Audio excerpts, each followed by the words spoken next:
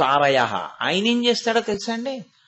ఆయనే వచ్చి చెయ్యిచ్చి లాగేస్తాడు. పడవొచ్చి మిమ్మల్ని పట్టుకుపోయినట్టు, విమానం వచ్చి ఆకాశంలో తీసుకుపోయినట్టు, నూతిలో పడిన వాడిని తాడెట్టి పైకి లాగినట్టు, తను తినలేని వాడికి పల్చగా జావ కలిపి నోట్లో పోసి మింగించినట్టు తానే వచ్చి మిమ్మల్ని తాను పొందుతాడు. ఇలా పొందడానికి ఆయన కొన్ని స్థానాలు చెప్పాడు. అలాంటి వాళ్ళు అక్కడ చేరండి, నేను పొందుతానన్నాడు. అందులో కాశీపట్టణం ఉంది, విశ్వేశ్వర. అందుకని విశ్వేశ్వరుడు ఆయన ఏం చేస్తూ ఉంటాడు? తారయ. ఆయన సంసార సముద్రమును దాటిస్తాడు.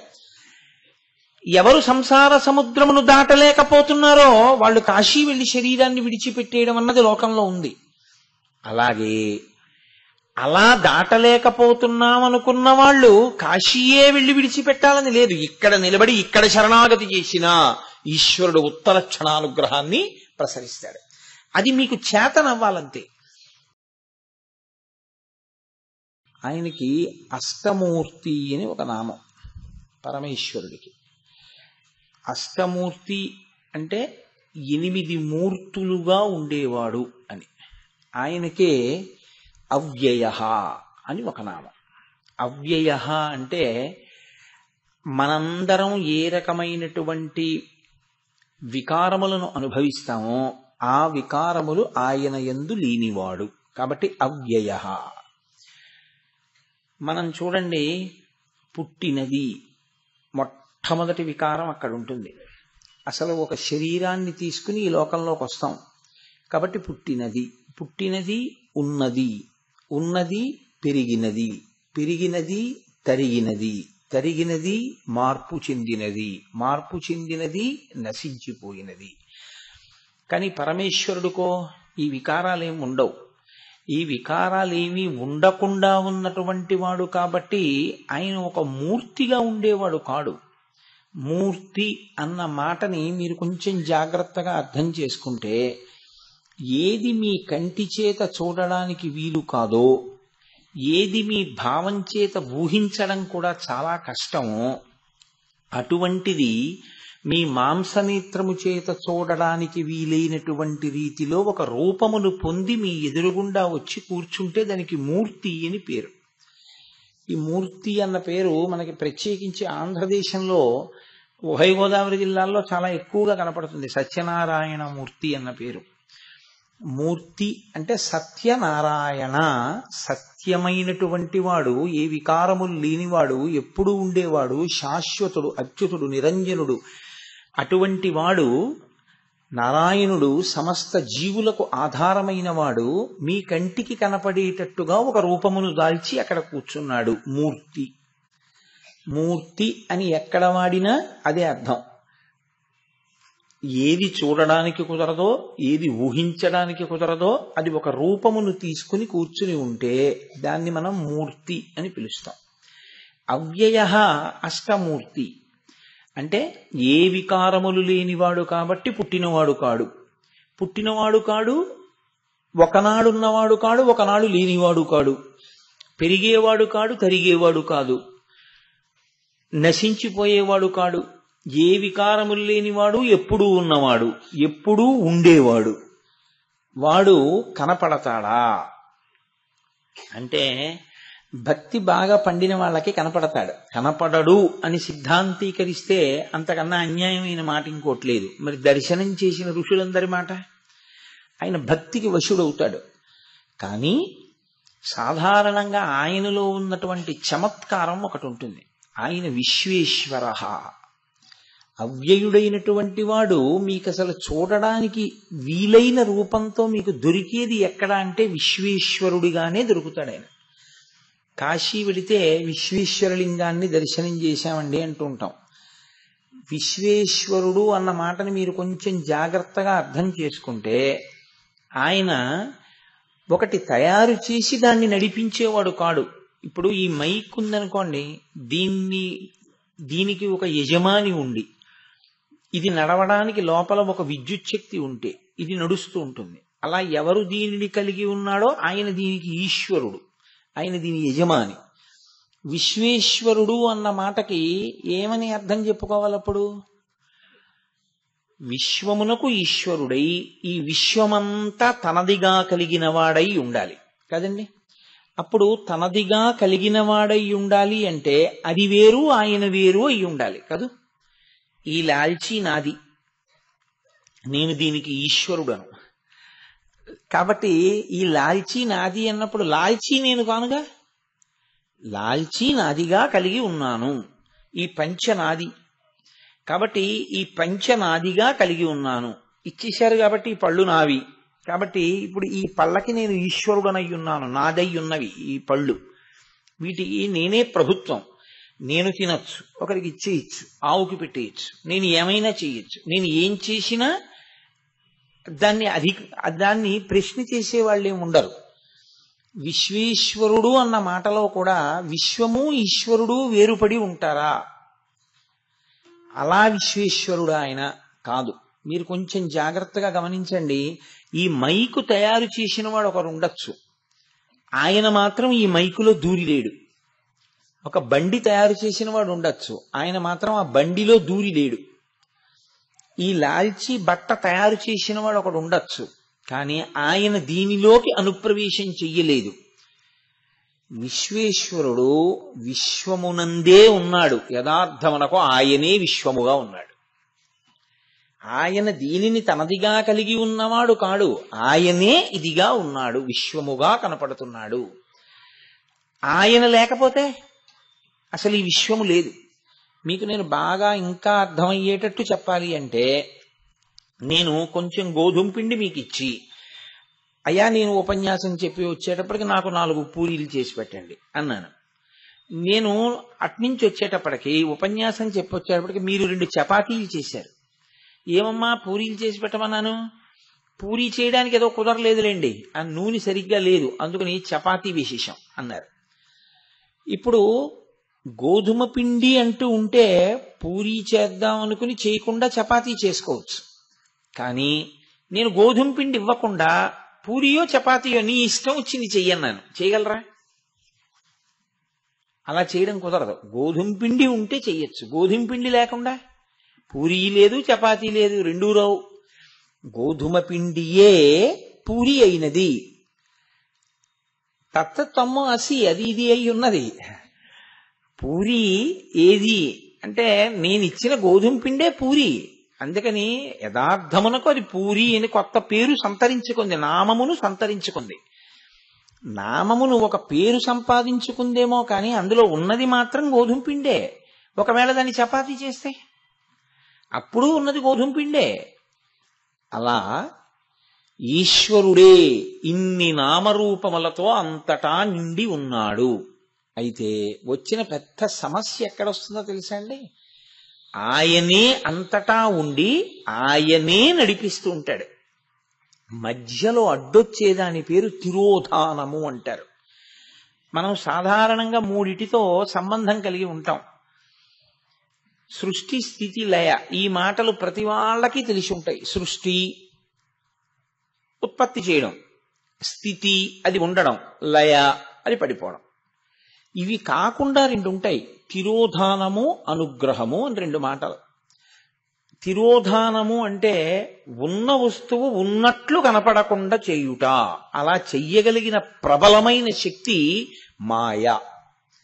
ఈ మాయ ఆధారమై ఈ మాయ తనదై, ఈ మాయ తనదై ఉండి తన చేత నియంత్రింపబడి తనని మాత్రం మాయ ప్రలోభ పెట్టకుండా తాను స్వతంత్రుడయ్యుండి ఈ మాయ వలన తాను కనపడకుండా నామరూపాత్మకమైన విశ్వము కనపడేటట్టు చెయ్యగలిగిన సమర్థుడెవడో వాడు విశ్వేశ్వరుడై ఉన్నాడు. ఆయనే ఉన్నాడు కానీ ఆయన కనపడడు. ఏం కనపడతాయి? నామరూపాలే కనపడతాయి. ఎందుకని అలా కనపడతాయండి అంటారేమో. కొన్ని కోట్ల కోట్ల కోట్ల జన్మలుగా ఈ జీవుడికి అలవాటు అయిపోయింది ఆ నామరూపాలని పట్టుకోవడం మాత్రమే అలవాటు. నేను మీకు ఒక ఉదాహరణ చెప్తాను, కొంచెం జాగ్రత్తగా పట్టుకునే ప్రయత్నం చేయండి. మీరు ప్రతిరోజు పూజ చేసేటప్పుడు అగరవత్తులు మీకు ఇటు పక్కన పెట్టుకోవడం మీకు అలవాటు అనుకోండి. ఒకరోజు మీరు ప్రయత్నపూర్వకంగా అగరత్తుల డబ్బా ఇక్కడ పెట్టుకోకుండా మీ వెనకాతలు పెట్టుకున్నారనుకోండి. మీరు పూజ చేసేటప్పుడు ధూపమాఘ్రాపయామి అనేటప్పటికి చెయ్యి ఇలా పెడుతుంది. ఎందుకని అంటే ఇక్కడ అగరవత్తులు ఉంటాయని అలవాటు. అప్పుడు ఇక్కడ కనపడకపోతే అది వెంటనే జ్ఞాపకం తెచ్చేసుకుంటుందని మీరు అనుకోకండి. అది ఒక్క క్షణం ఇదేంటి అగరత్తులు ఇక్కడ లేవని ఆగుతుంది. అప్పుడు ఓ నేనే కదా వెనక్కి పెట్టుకున్నాను అని మళ్ళీ ఇలా వెనక నుంచి అగరత్తుల డబ్బా తీసుకుంటుంది. అలవాటైపోయినటువంటి మనసు యాంత్రికంగా ఎలా కదుపుతుందో జీవుడు కూడా కొన్ని కోట్ల కోట్ల కోట్ల జన్మలుగా ఏ అలవాటు చేసుకున్నాడంటే నామరూపములు చూడడం ఒకటే అలవాటు చేసుకున్నాడు. కాబట్టి అతనికి దాన్ని దాటి ఆ పొరని పైకెత్తి ఈశ్వరుణ్ణి చూడడం రాదు. ఇంకా అది ఎప్పుడూ నామరూపాలే చూస్తుంది. కానీ అనుగ్రహము అని ఒక మాట, తిరోధానము అనుగ్రహించి తెర తీసేవాడు ఎవరంటే విశ్వేశ్వరుడే. ఈ విశ్వేశ్వరుడు అన్న మాటని మీరు జాగ్రత్తగా అర్థం చేసుకుంటే ఆయన ఏం చేస్తాడంటే ఒక జ్ఞానమునిస్తాడు. ఆ జ్ఞానము దేనికి పనికొస్తుంది అంటే కుక్షింభరత్వానికి కాదు, కడుపు నింపుకోవడానికి పనికిరాదు. అది ఏం చేస్తుందంటే మాయా అన్న తెర పైకి తీసేస్తుంది. తీసేస్తే ఇక నామరూపములు కనపడవు. నామరూపములుగా ఈశ్వరుడే కనపడడం మొదలెడతాడు. ఇది నిజానికి అంతర్బహిశ్చ తత్సర్వం వ్యాప్య నారాయణ స్థిత. ఇది తప్ప నువ్వు తెలుసుకోవడానికి జీవితంలో ఏమైనా ఉందా? నాణ్యపంథాయనాయ విద్యతే అంటోంది ఋషి, అంటోంది మనకి శృతి. నీవు మోక్షమును పొందాలనుకుంటే, నువ్వు ఈశ్వరుల్లో కలిసిపోవాలి అన్నది నీ ధ్యేయమైతే, నువ్వు అలా ఈశ్వరుడిలో కలిసిపోవడానికి ఇంకొక మార్గం ఏదైనా ఉంది అని నువ్వు అనుకుంటున్నావేమో, ఇంకా ఏ మార్గము లేదు. మీరు ఒక్కటే జ్ఞాపకం పెట్టుకోండి. మీరు పూజ చేసేటప్పుడు ఏం చేస్తున్నారు? మీ ఎదురుగుండా ఒక మూర్తిని పెడతారు. మూర్తి మీ కంటికి కనపడని దాన్ని ఆ కంటికి కనపడేదిగా భావన చేస్తారు. చేసి ఎదురుగుండా మూర్తిని పెట్టి పూజ ప్రారంభం చేస్తారు. పూజ ప్రారంభం చేసినప్పుడు ద్వైతంతో ప్రారంభం అవుతుంది. నేనున్నాను, ఈశ్వరుడున్నాడు. ఇప్పుడు ఈశ్వరుడు నేను ఒకటి కాదు. నా యందు ఈశ్వరుడున్నాడు. అసలు ఇదంతా ఈశ్వరుడే అనడు. ఆయన ఈశ్వరుడండి, నేను ఏముందండి, నేను మామూలు సామాన్యమైన వాడిని. అయ్య బాబోయ్, ఆయనకి నాకు పోలిక. ఇప్పుడు ఆయన్ని విశిష్టుణ్ణి చేస్తాడు, తాను కించిజ్ఞుడవుతాడు, తాను చాలా తక్కువ వాడైపోతాడు. చిట్ట చివరికి ఏం చేస్తాడు? పూజంతా కూర్చుని చేసేస్తాడు. ఆ మంత్రపుష్పం చెప్తున్నామంటాడు. చేత్తో పువ్వులు పట్టుకుని లేచి నిలబడతాడు. లేచి నిలబడి ఇప్పుడేం చెప్తాడు? నాణ్యపంథాయనాయ విద్యతే. బాగా తెలుసుకో, ఇది నిజానికి నిన్ను నువ్వు తెలుసుకుని జ్ఞానమును పొంది మోక్షమును పొందడానికి హేతువిది కాదు. నువ్విలా చేసినంతకాలం నీకసలు ఈశ్వరుడు తెలియబడడు. ఎక్కడున్నాడు ఈశ్వరుడిని నువ్వు అనుకుంటున్నావు? అంతర్బహిశ్చ తత్సర్వం వ్యాప్య నారాయణ స్థిత. లోపల బయట అంతటా ఆయన తప్ప వేరొకడు లేడు, ఈశ్వరుడే ఉన్నాడు. ఇప్పుడు అంతర్బహిశ్చ తత్సర్వం అంటే మైనస్ నువ్వా? నీతో కలిపి ఈశ్వరుడు. ఇప్పుడు ఎక్కడున్నాడు ఈశ్వరుడు అనాలి? అక్కడున్నాడనాలా, ఇక్కడున్నాడనాలా? ఇక్కడే ఉన్నాడు. ఇక్కడుంటే ఎక్కడున్నాడు? నీవారస్సూకవత్తన్వి పీతాభాస్వత్యనూపమా. ఇక్కడే హృదయ పద్మాన్ని ఇలా తిరగవేస్తే అది యోగము చేత చూడగలిగినది. దాని చివర ఉండేటటువంటి నిప్పురవ్వ ఎలా వెలుగుతుందో దాని ప్రకాశం కనపడుతుంది. అక్కడ వెలుగుతున్నాడు. ఆయనకి నిజానికి ఏ పేరు లేదు. సబ్రహ్మ సశివ సహరి సేంద్ర సోక్షర పరమస్వరాట్. నువ్వు ఏ పేరు పెట్టి పిలువు, పలకడానికి అది సిద్ధంగా ఉంది. అది వెలుగుతోంది. అదే ఈశ్వరుడు. ఇప్పుడు ఏం చేస్తున్నావు? నీకు నువ్వే తిరుగుతున్నావు. నువ్వు పెట్టిన పూజామందిరానికి తిరగవు, సింహాసనానికి తిరగవు. నీ చుట్టూ నువ్వు తిరుగుతావు. నీ చుట్టూ నువ్వు తిరిగితే ఈశ్వరుడి చుట్టూ నువ్వు తిరిగేసినట్టే. ఆత్మ ప్రదక్షిణ నమస్కారాన్ని సమర్పయామి. ఇది జ్ఞానము. ఈ జ్ఞానమును విశ్వేశ్వరుడు మీకు అనుగ్రహించిన నాడేమవుతుందంటే, అందుకే కాశీపట్టణము మోక్షస్థానము అంటారు. మోక్షస్థానము అన్న మాటకు అర్థం ఏమిటి? మళ్ళీ రాకుండా ఆయనలో కలిసిపోవడం. మళ్ళీ రాకుండా ఆయనలో కలిసిపోవడం నీ వల్ల నీకు సాధ్యం కాకపోతే చిట్ట చివర దాన్ని ఆయన సాధ్యం చేసేస్తాడు. అక్కడ కాశీలో ఆయన ఏం చేస్తాడంటే, నీ వల్ల కాలేదు, నువ్వేం చేశావంటే ఆయన ఉన్న చోటుకి వెళ్ళి కూర్చున్నావు. చూడండి, కొంతమంది ఏం చేస్తారు, ఎన్ని కాగితాలు పెట్టినా పనవలేదు, అన్నం మానేసి అక్కడికి వెళ్ళి కూర్చుంటారు ఆయన దగ్గర. ఆయన కార్యాలయం ముందే నిరాహార దీక్షలో కూర్చుంటారు. కూర్చుంటే ఆయన ఏం చేస్తాడు, ఇదేంటే నా ఆఫీస్ ముందుకు వచ్చి ఇలా కూర్చున్నావు, అన్నం తినకుండా ఏమైంది నీకంటాడు. అయ్యా 15 అర్జీలు పెట్టాను, మీరు చూడలేదు, ఉండి ఇప్పుడు చూస్తాను అని గబగబా పిలిచి ఆర్డర్ చేతిలో పెట్టడం ఏదో చేస్తారు కదా. అలా నేను విసిగిపోయాను, ఎన్నో జన్మలు ఎత్తాను, నేను సాధన చేయలేకపోతున్నాను, నాకు కుదరట్లేదు. మళ్ళీ ఇప్పుడు ప్రాణోత్కరణం ఏంటంటే మళ్ళీ నువ్వు ఎక్కడికో తీసుకెళ్లి పెడతావు, అప్పుడు ఈ పాటి జ్ఞానం కూడా ఉంటుందో ఉండదు. అందుకని కాశీ వచ్చేసి ఉంటాను, నువ్వు అభయం ఇచ్చావు కదా, నన్ను పైకి ఎత్తేసి నాకు మోక్షం ఇచ్చేసి నీలో కలిపేసుకో. కాశీపట్టణంలో పడిపోతే కలుపుకుంటాను అని ఆయన మాట ఇచ్చాడు, అందుకని కాశీపట్టణం వెళ్ళి పడిపోతాడు. పడిపోతే ఇప్పుడు ఆయన ఏం చేస్తాడు, తనలో కలుపుకుంటున్నాడు. కలుపుకోవలసిన కర్తవ్యాన్ని తనదిగా తీసుకున్నాడు ఈశ్వరుడు. విశ్వేశ్వరుడై మాయా అన్న తెర పైకెత్తుతాడు. పైకెత్తితే నామరూపములు కనపడడం మానేసి అంతటా ఈశ్వరుడే కనపడడం ప్రారంభమవుతుంది. అలా ఈశ్వరుడే కనపడము అన్న మాట నేను నోటితో చెప్పినంత తేలిగ్గా ఉంటుందని మాత్రం మీరు అనుకోకండి. అది జన్మజన్మాంతర పుణ్యకార్యాల వల్ల ఈశ్వరానుగ్రహం చేత పరమేశ్వరుడు ఒకనాడు జ్ఞానం ఇస్తాడు. ఆ జ్ఞానం ఇచ్చిన నాడు ఇంకసలు శత్రుమిత్ర భేదం కాని, లోకంలో ఏ వస్తువు పట్ల భేదం కాని ఉండదు, అన్నిటి యందు ఈశ్వరుడు కనపడతాడు. అప్పుడు ఏమవుతుందంటే మిమ్మల్ని పొడవడానికి వచ్చిన వాళ్ళు ఈశ్వరుడు కనపడతాడు, పొడుస్తున్న శూలంలో ఈశ్వరుడు కనపడతాడు, కొడుతున్న వాళ్ళు ఈశ్వరుడు కనపడతాడు. అప్పుడు పొడుస్తున్నానని పొడిచేవాడు అనుకుంటాడు, పొడవబడుతున్నవాడు ఈశ్వరుడే శూలంలో కనపడి వాడు నమస్కరించి సంతోషించి గంతులేస్తాడు. అది చాలా కష్టం. అందుకే విశ్వేశ్వరానుగ్రహమును పొందినటువంటి జ్ఞాని లోకమునకు పిచ్చివాళ్ళ కనపడతాడు. పిచ్చే వెర్రే ఏమిటి అలా ఉన్నాడేమిటంటారు. మనం ఉన్నట్టు ఆయన ఉండడు, ఎందుకంటే మనకి నామరూపాలు కనపడతాయి, ఆయనకి అది కనపడదు, ఆయనకి ఈశ్వరుడు కనపడతాడు. మీరు చూడండి, ప్రహ్లాదోపాఖ్యానంలో ప్రహ్లాదుణ్ణి రాక్షసులు శూలాలు పెట్టి పొడవడానికి వచ్చారు, పొడి చేస్తున్నారు.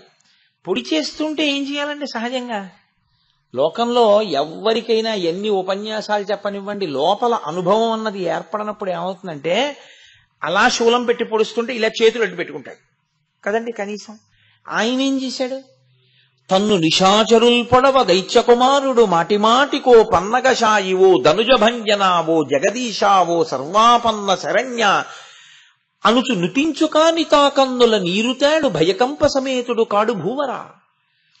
ఆయనకేం కనపడుతోంది, పొడి చేస్తున్న శూలంలో ఈశ్వరుడు కనపడుతున్నాడు, ఎదురుగుండా వచ్చిన రాక్షసుల్లో ఈశ్వరుడు కనపడుతున్నాడు. ఆనందంతో ఆయన సంతోషంతో ఓ పన్నగశయన, ఓ శేషసాయి, ఓ శ్రీ మహావిష్ణు, ఓ నారాయణ అంటున్నాడు. అలా అన్నవాడిని మీరేం చేస్తారు, ఆయన అంతటా ఈశ్వరుడు ఆయనకి దర్శనం అవుతుంటే ఉన్నది ఈశ్వరుడే. అందుకే చచ్చిపోనన్న హిరణ్యకశిపుడు చావకుండా ఉండడం కుదరలేదు. అసలు ఎప్పుడు చావనన్న మాట అనని ప్రహ్లాదుణ్ణి ఎంత చంపుదామన్నా చంపడం కుదరలేదు. కారణం ఏమిటంటే ఆయనకి హిరణ్యం కనపడింది లోకంలో, అంటే నేను అనుభవించాలి దాచుకోవడం వచ్చింది, చచ్చిపోయాడు. అంతటా ఈశ్వరుడు కనబడ్డాడు, సావు నుండి పైకెక్కేశాడు. వీడిని ఎలా చంపడం అని ఇచ్చాడు హిరణ్యకశిపుడు. అది విశ్వేశ్వరానుగ్రహము అంటారు. ఆయన అనుగ్రహం కలిగిందనుకోండి, అటువంటి సమున్నతమైన స్థితికి వెళ్ళిపోతాడు. అందుకే పూర్వకాలంలో కాశీపట్టణం వెళ్ళనటువంటి వాళ్ళన్న వాళ్ళు ఎవ్వరూ ఉండేది కాదు. ఒక స్థితిలో ఏం చేసేవారంటే, గృహస్థాశ్రమంలో ఇంకా చూసేశాను మనమణ్ణి అనుకుంటే ఆ రోజుల్లో అరణ్యం బట్టి కాశీ వెళ్ళిపోవడమే. కాశీ వెళ్ళిపోతుండగా చనిపోయినా చాలు, కనీసం వచ్చే జన్మలో ఉన్న కాశీ దర్శనం అవుతుంది తప్ప అసలు కాశీ వెళ్లకుండా బతకడం అన్న మాట లేదు. కాశీ వెళ్ళిపోతానంతే. కాశ్ అంటే ప్రకాశం, ఈశ్వరుడే ఉంటాడు అక్కడ.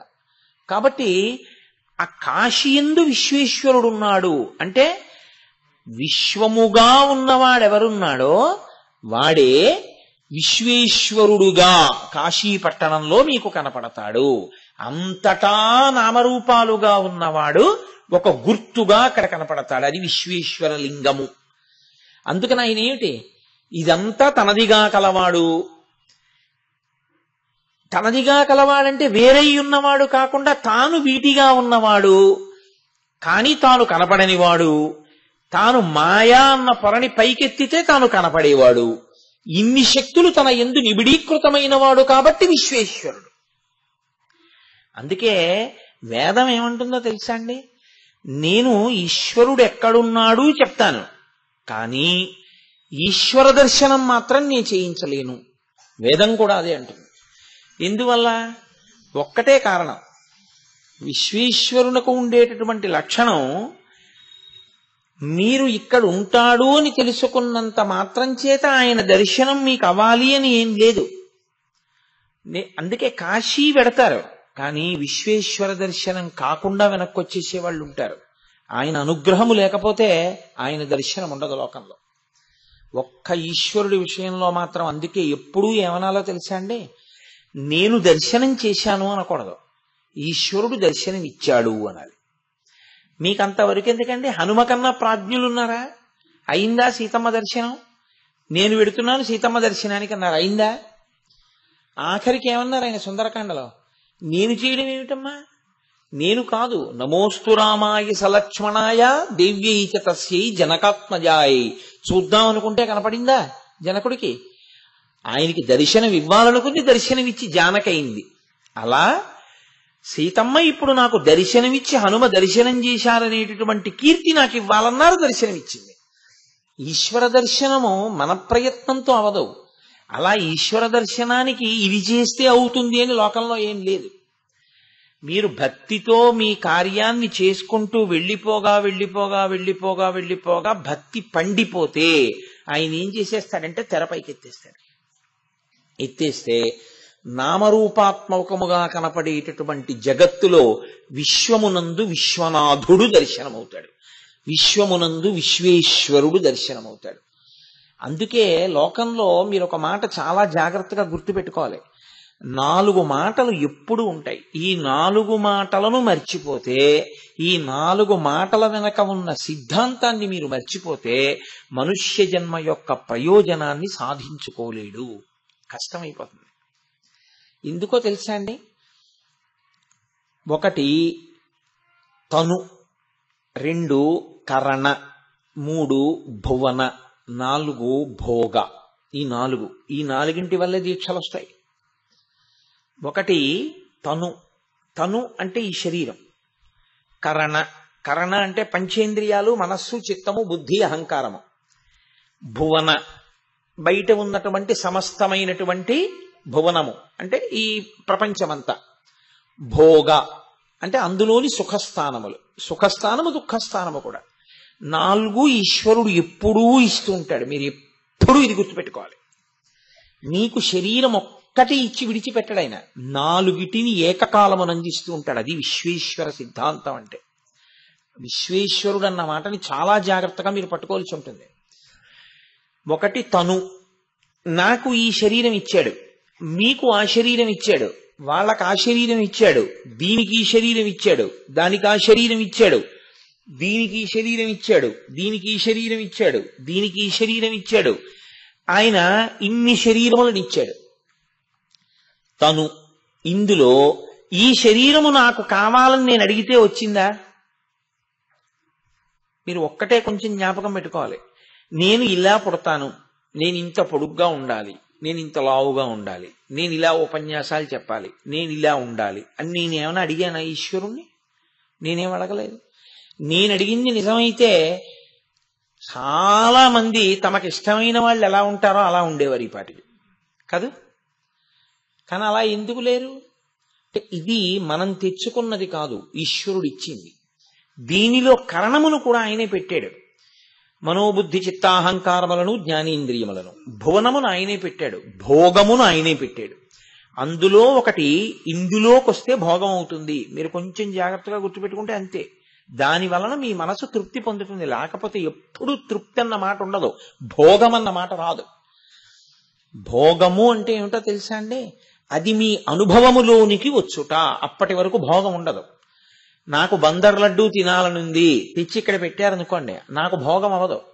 ఎందుకని? లడ్డు ఇక్కడ ఉండిపోయింది, నేను ఇక్కడ ఉండిపోయాను. ఇప్పుడు ఆ లడ్డు నా నోట్లో వేసేసుకున్నాను అనుకోండి, భోగం అనుభవించేశాను, లడ్డు భోగం అయిపోయింది. అంటే నాకు అనుభవములోనికి రావాలి. భువనము భోగముగా మారిపోతుంటుంది. భువనములోనున్న స్థానములు భోగస్థానములుగా మీకు మారిపోతుంటాయి. బయట ఎండగా ఉంది, మీరు ఏసీ వేసుకుంటే భోగస్థానంగా మారిపోయింది అంతే. అదే గది.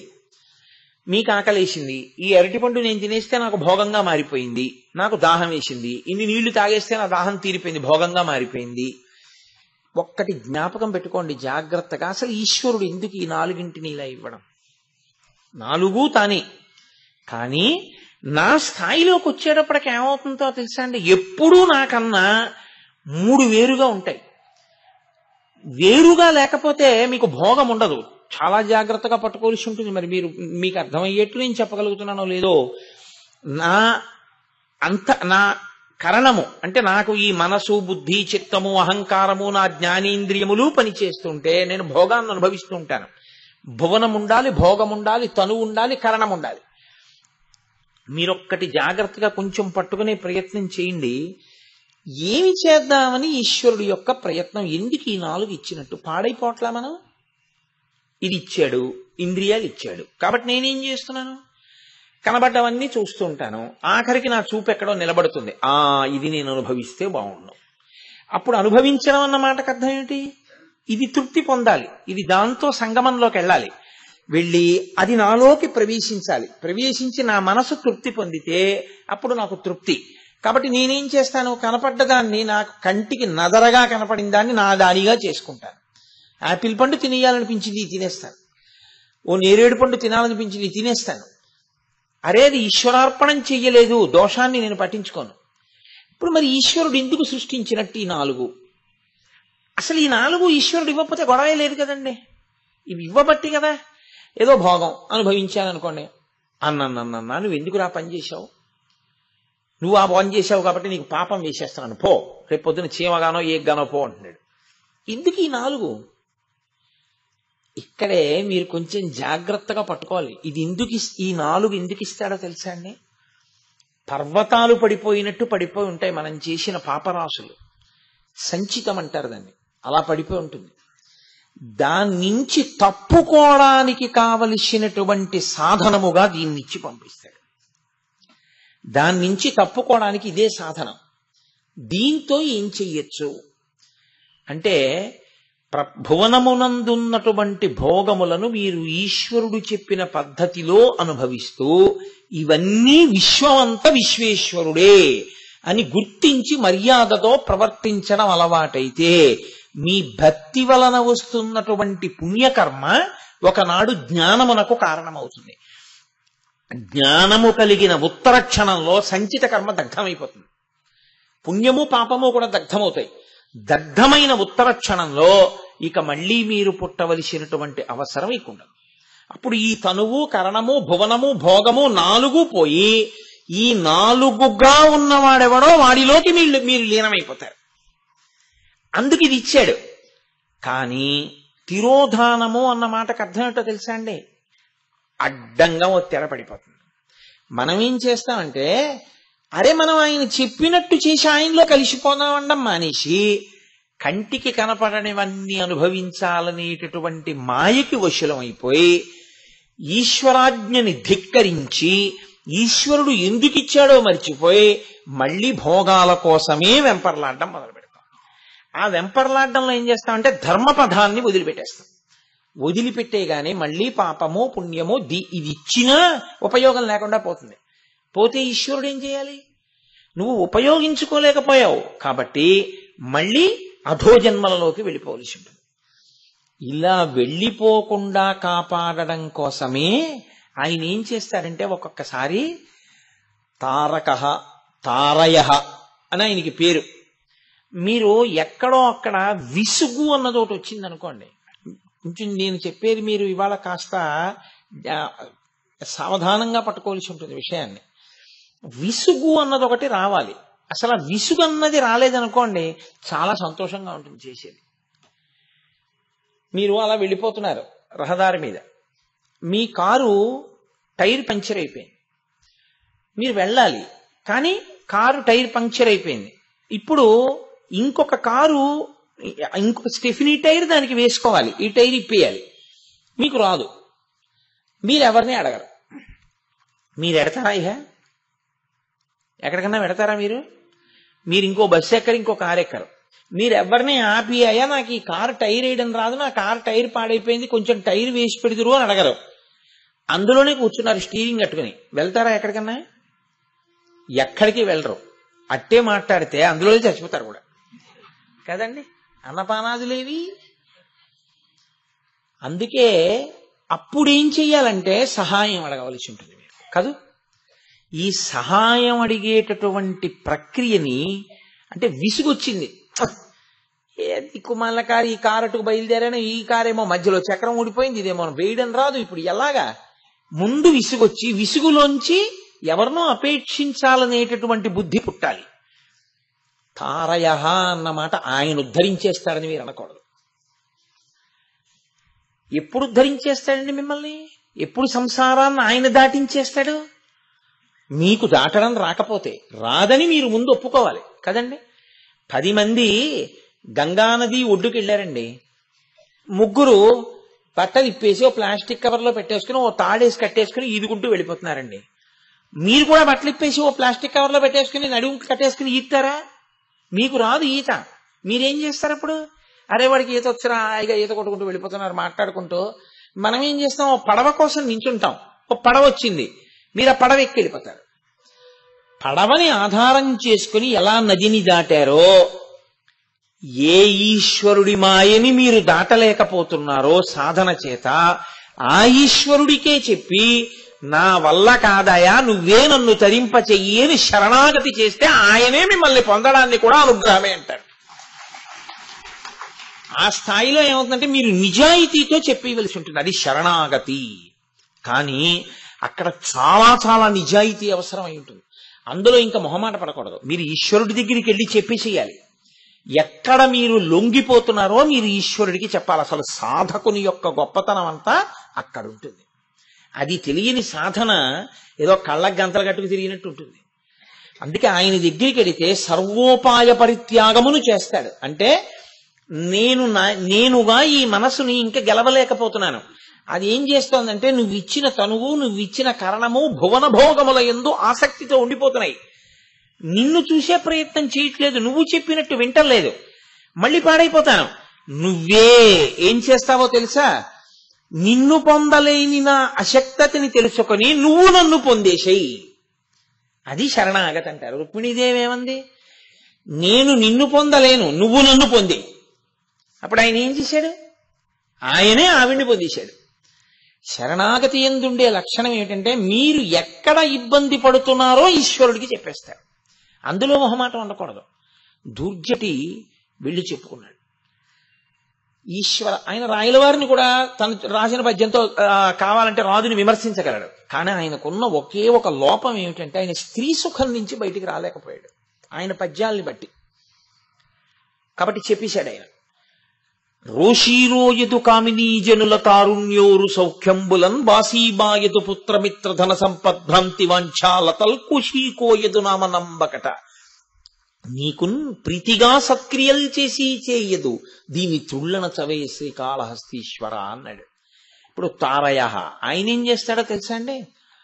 ఆయనే వచ్చి చెయ్యిచ్చి లాగేస్తాడు. పడవచ్చి మిమ్మల్ని పట్టుకుపోయినట్టు, విమానం వచ్చి ఆకాశంలో తీసుకుపోయినట్టు, నూతిలో పడిన వాడిని తాడెట్టి పైకి లాగినట్టు, తను తినలేని వాడికి పల్సగా జావ కలిపి నోట్లో పోసి మింగించినట్టు తానే వచ్చి మిమ్మల్ని తాను పొందుతాడు. ఇలా పొందడానికి ఆయన కొన్ని స్థానాలు చెప్పాడు. అలాంటి వాళ్ళు అక్కడ చేరండి, నేను పొందుతానన్నాడు. అందులో కాశీపట్టణం ఉంది, విశ్వేశ్వర. అందుకని విశ్వేశ్వరుడు ఆయన ఏం చేస్తూ ఉంటాడు? తారయ ఆయన సంసార సముద్రమును దాటిస్తాడు. ఎవరు సంసార సముద్రమును దాటలేకపోతున్నారో వాళ్ళు కాశీ వెళ్లి శరీరాన్ని విడిచిపెట్టేయడం అన్నది లోకంలో ఉంది.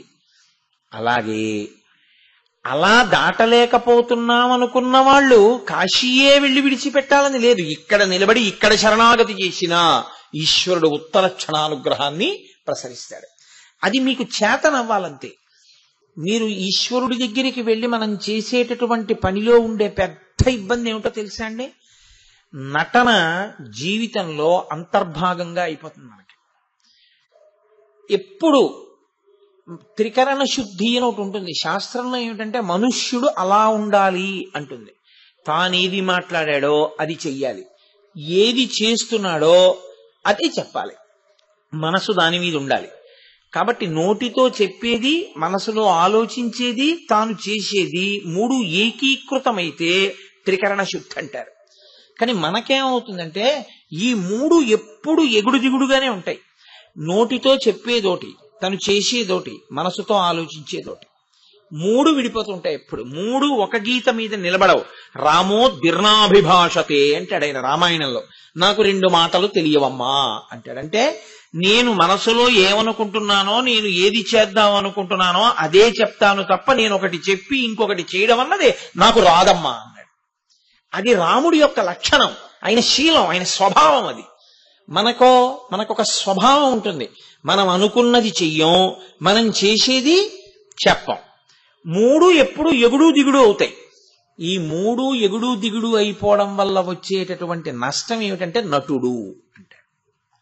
నటుడు అన్నమాటకు అర్థం ఎక్కడో నటించిన వాడు కాడు, లోపల ఒకటి అనుకుంటూ పైకొకటి చెప్పిన వాడు నటుడు. కాబట్టి ఇప్పుడు ఏమైంది? ఇది రంగస్థలం అయింది. అందరూ నటులే, అందరూ నటీమణులే. బిరుదులు లేవు, పద్మశ్రీలు, నటరత్నలు, నట చక్రవర్తులు లేవు అంతే.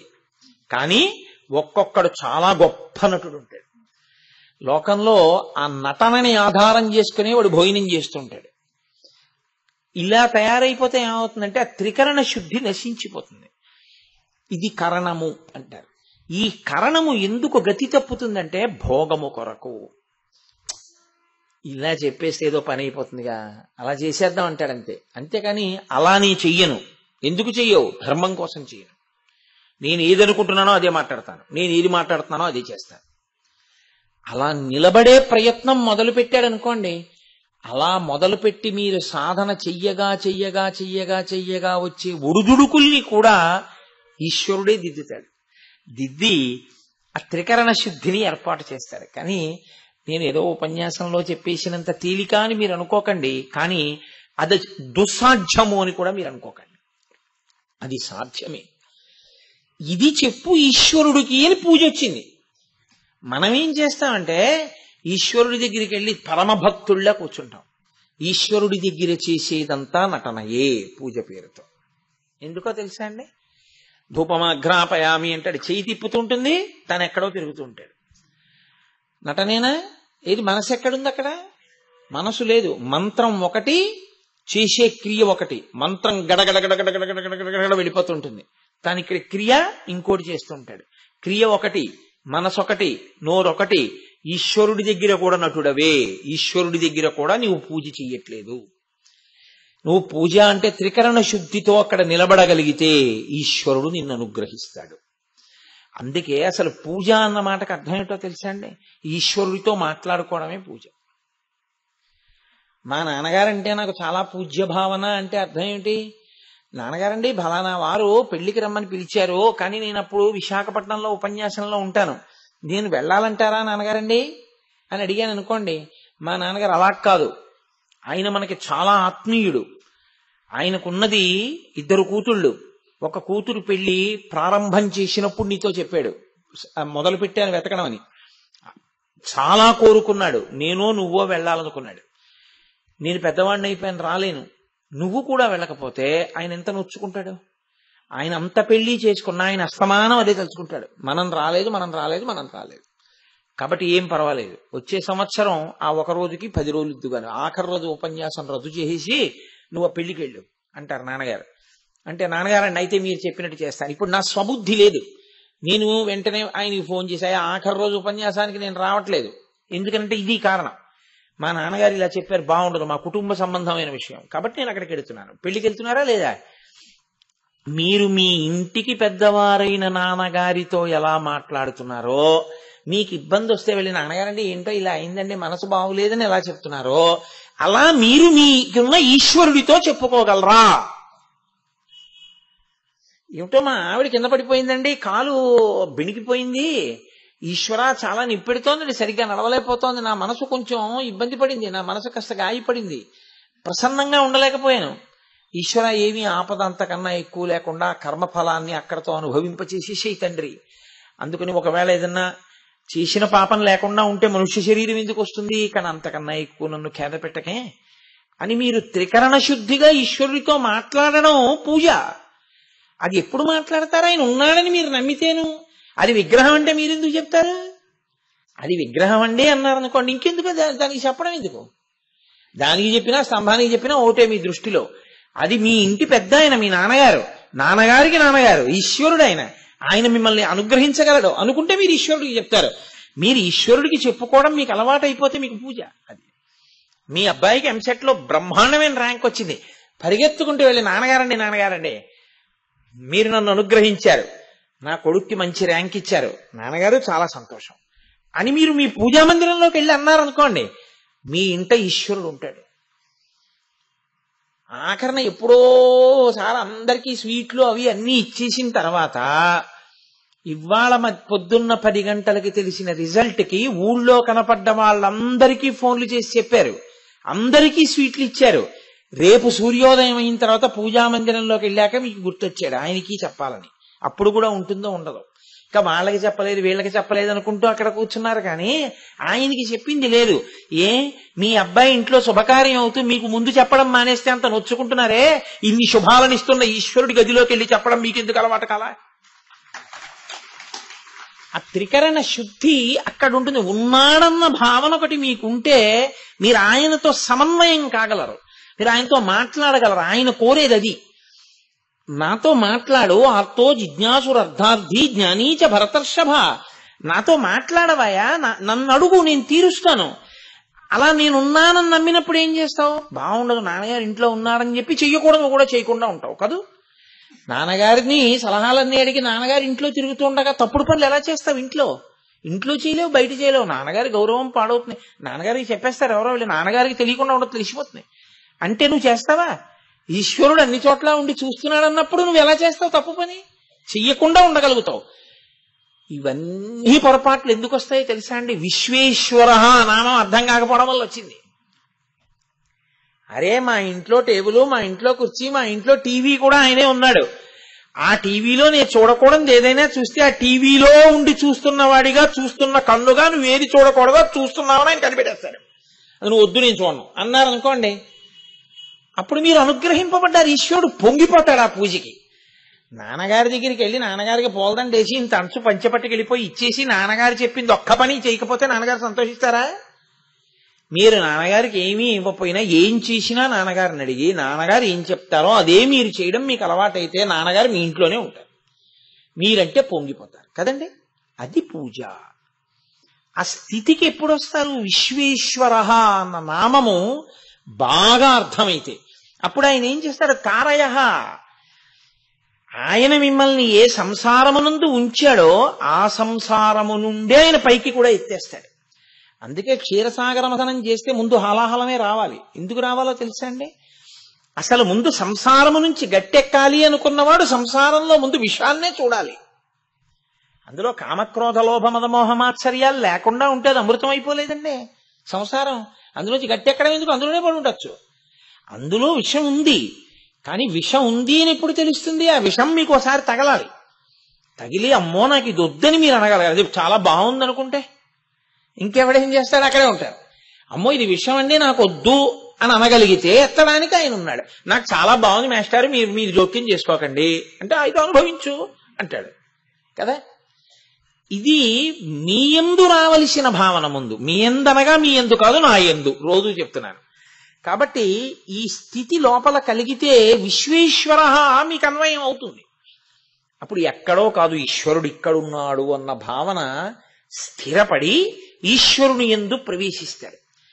ఇదే ఆయనే తారయ. అప్పుడు పైకెత్తి తనలో కలుపుకుంటాడు కూడా. ఇది ఎక్కడి నుంచి ఎక్కడి వరకు ఉంటుంది అన్న విషయం మీద నేను మీతో చెప్పవలసి ఉంటే మనం ఏం చెప్తామంటే, ఈ తారయ ఈశ్వరుడు పైకెత్తి సంసారములోంచి పైకెత్తి కలుపుకోవడం అనేటటువంటిది కాశీపట్టణంలో చేస్తాడు, సంసారమును దాటిస్తాడు అంటాం కాదు. అక్కడే అని మీరు అనుకోకండి. అది ఇంక నేను ఏమీ చెయ్యలేకపోయాను అని అక్కడికి వెళ్ళిపోయి మోక్షాన్ని పొందొచ్చు. కానీ అలా వెళ్ళి చెయ్యమని కాదు అస్తమానమును. నీ మాట విని నీతో కలిసిపోతాను అని అడగడానికి అక్కడికి వెళ్ళమని. అది విశ్వేశ్వర.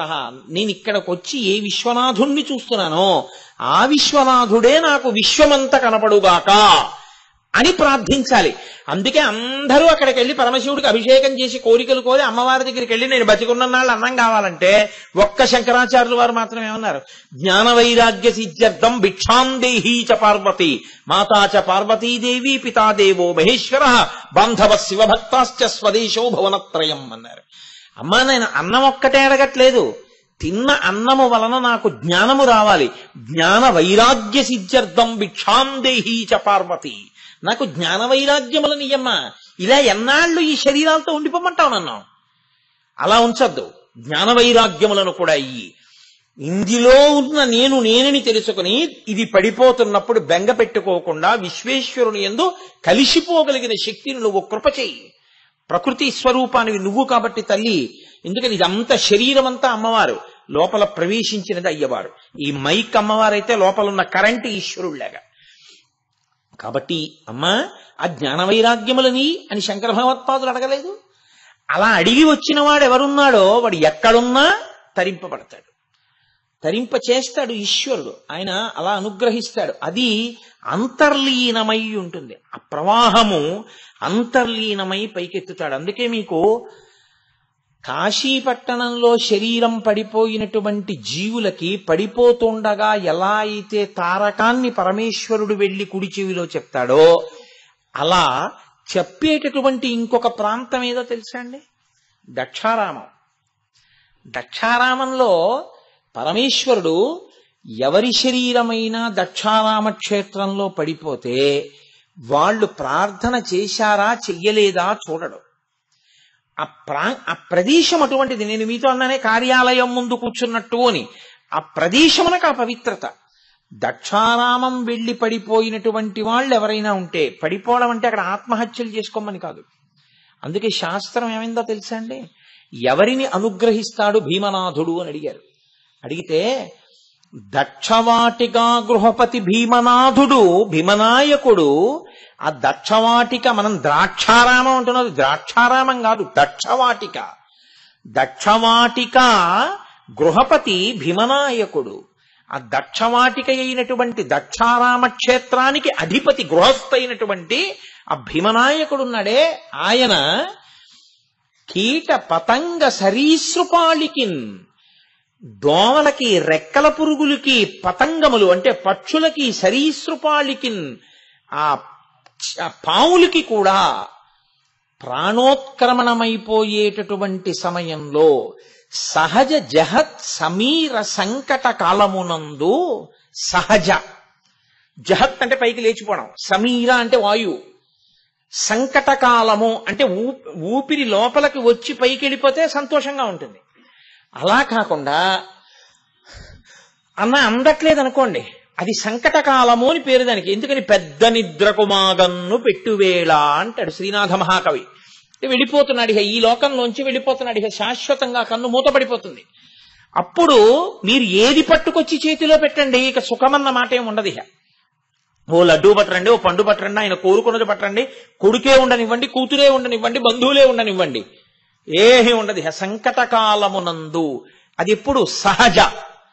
అక్కడికి వెళ్ళి ఆత్మహత్య చేసుకుంటే కాదు, సహజ జహత్ సమీర సంకట కాలమునందు కీట పతంగ సరీసృపాళికిన్, ఆయన దోమలు పురుగులు పాములతో సహా అన్నిటికీ కూడా వీణులయందు ఉపకారమునర్చు మధురమగు తారక మంత్రరాజమున్, ఆయనే వచ్చి కుడి చెవిలో చెప్తాడు. కుడి చెవిలో చెప్పి తారకాన్ని ఉపదేశం చేసి, నీ పాపములన్నీ నశించిపోయాయిరా, ఆఖరణ తారకం చెప్పావు, నన్ను చూస్తూ వెళ్ళిపోతున్నావు అని తనలో కలిపేసుకుంటాడు. అలా ఏమండి, ఏ పుణ్యం లేకపోయినా ఏదో సహజ మరణం దక్షారామంలో వచ్చింది కదా అని సహజ మరణం దక్షారామంలో చచ్చిపోయినంత మాత్రాన అంత వస్తుందా? అలా ఎలా ఇచ్చేస్తాడండి ఈశ్వరుడు? ఆయన భీమనాథుడయా, ఆయన భీముడు. భీముడంటే ఎదురులేని పరాక్రమం ఉన్నవాడు. ఆయన శాసనానికి ఎదురులేదు. ఆయన అలా అన్నాడు, నేను చేస్తానన్నాడు. ఇక్కడ అలా ఎందుకు చేస్తారండి అడగడానికి నువ్వు నేను సరిపోం. చాలా విచిత్రం ఏర్పడింది. అందుకే దక్షిణ కాశీ అని పేరు వచ్చింది దక్షారామానికి. వ్యాసుడు అక్కడ తిరస్కరింపబడితే శివుడి చేత దక్షారామం వెళ్ళి మళ్ళీ నేను అక్కడ కనపడతానని ఇక్కడికి పంపించాడు. భోగక్షేత్రం, ముక్తి క్షేత్రం.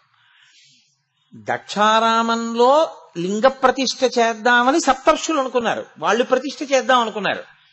అనుకుని గోదావరి నదిని తీసుకెళ్లడం కోసమని వచ్చారు వాళ్ళు. గోదావరిని అద్భుతంగా స్తోత్రం చేశారు. గోదావరి గోదావరి గోదావరి అంటూ చాలా గొప్పగా ఉంటాయి ఆ పద్యాలు. స్తోత్రం చేసి అమ్మ మాతో రా అని అడిగారు.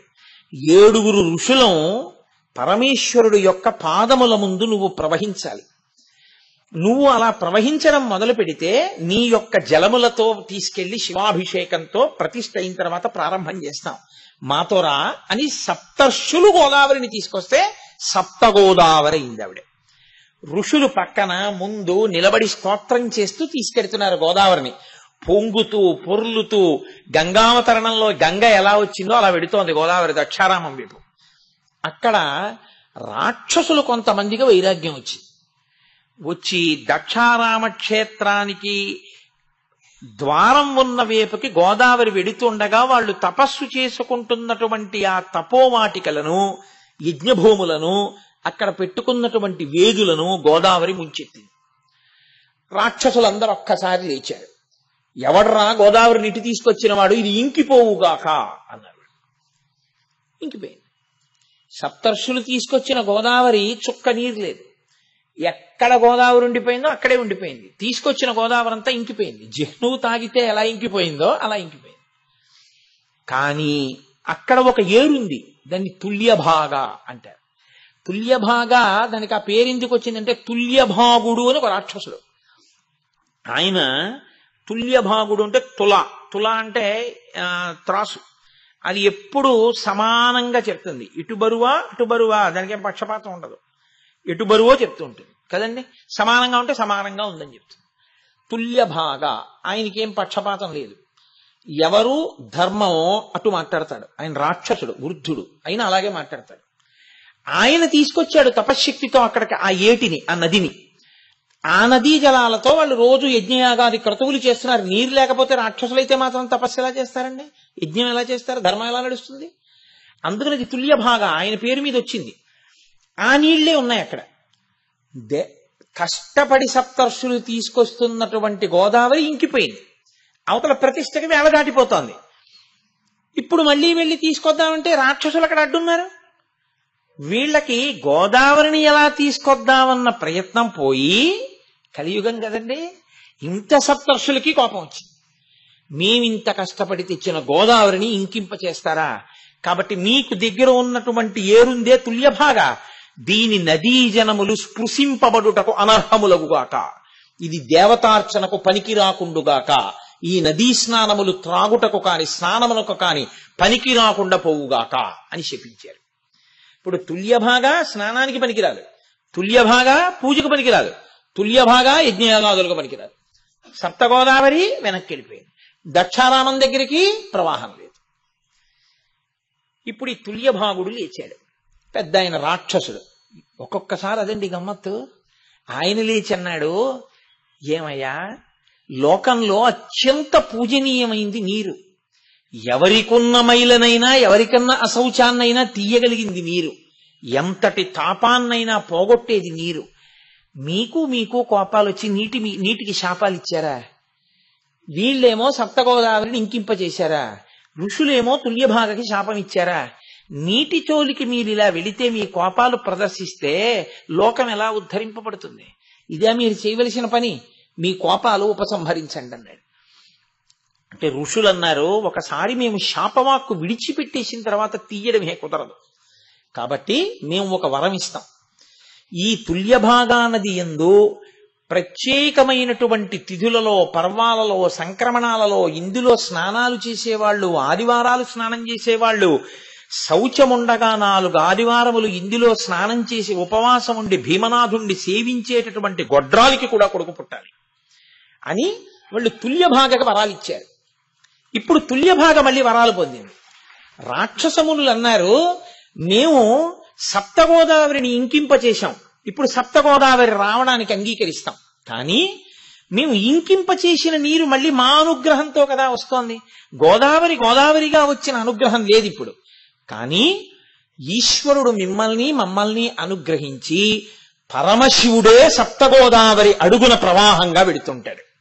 పైకి సప్తగోదావరి, అడుగున మాత్రం గోదావరి కాదు, నీరు కాదు, పరమేశ్వరుడే నీటిగా ఉంటాడు, భీమనాథుడే.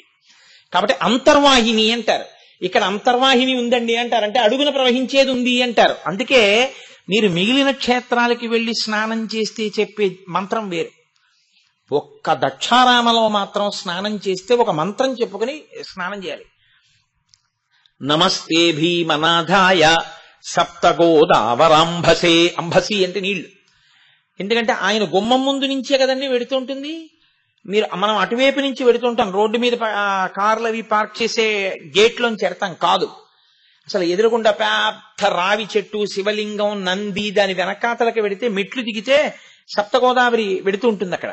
అక్కడ నిలబడి మీరు ఇటు తిరిగి తలుపులోంచి ఇలా చూస్తే మీకు పెద్ద రావి చెట్టు, ఆ రావి చెట్టు దగ్గర ఉన్నటువంటి ఒక నంది, దాని మొదట్లో శివలింగం, రావి చెట్టు వెనక ఒక పెద్ద నంది, ఆ పెద్ద నంది శృంగములలోంచి మీరు చూడగలిగితే అంత ఎత్తు చేతులు పెట్టి, లేదా దాని పక్కన నిలబడి చూస్తే ఎదురుగుండా ఇలా చుట్టూ గుడికి ప్రదక్షిణం చేయడానికి వెళ్ళేటటువంటి దారి, ఆ దారికి ఎదురుగుండా తలుపుల్లోంచి తెల్లటి లింగము యొక్క క్రింది భాగం మీకు కనపడతాయి.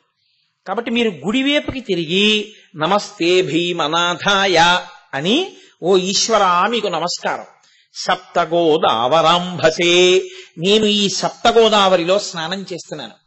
ఇందులో బాహ్యమునందు సప్తగోదావరి ఉంది, ఋషులు తెచ్చింది. కానీ దానికి పాపములను తీయగలిగిన శక్తి లోపల అంతర్వాహినిగా నువ్వుండడం వల్ల ఉంది. నువ్వే ఉన్నావు దాని లోపల, ఈశ్వరుడే అంతర్వాహిని నీటిగా ఉన్నాడు. కాబట్టి నేను మునక వేసినప్పుడు అంతర్వాహిని నాకు తగలాలి. తగిలితే అదేం చేస్తుంది? పాపాంధనేగ్నిరూపాయ, పాపమనేటటువంటి ఇంధనమునకు ఆ లోపల ఉన్నటువంటి శివశక్తి అగ్నిహోత్రంలా తగలాలి. అక్కడ ఒక బోలెడంత పెట్రోలు అక్కడ పెట్టి మీరు అగ్గిపుల్ల గీసిల దగ్గరికి పెట్టారనుకోండి, అంతే, ఇక మీరు నిలబడలేరు.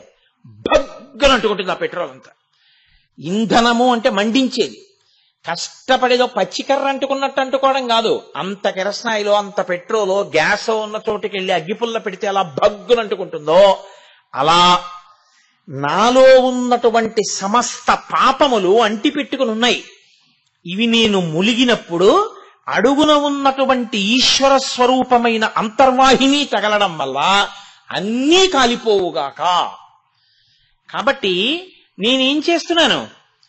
అందుకొరకు ఈ నీటి యందు స్నానము కొరకు నేను మజ్జనము అంటే స్నానము చేయుచున్నాను అని నమస్కారం చేసి శివుడికి చెప్తే సప్తగోదావరిలో స్నానం చెయ్యండి అని చెప్తారు. తప్ప మీరు మామూలుగా వెళ్ళిపోయి అందులో ములిగేసేయమని కాదు. ఇది తెలిసి అక్కడ ములిగితే పాపములు దహించుకుపోతాయి. దహించుకుపోతే ఆయన ఏం చేస్తాడు?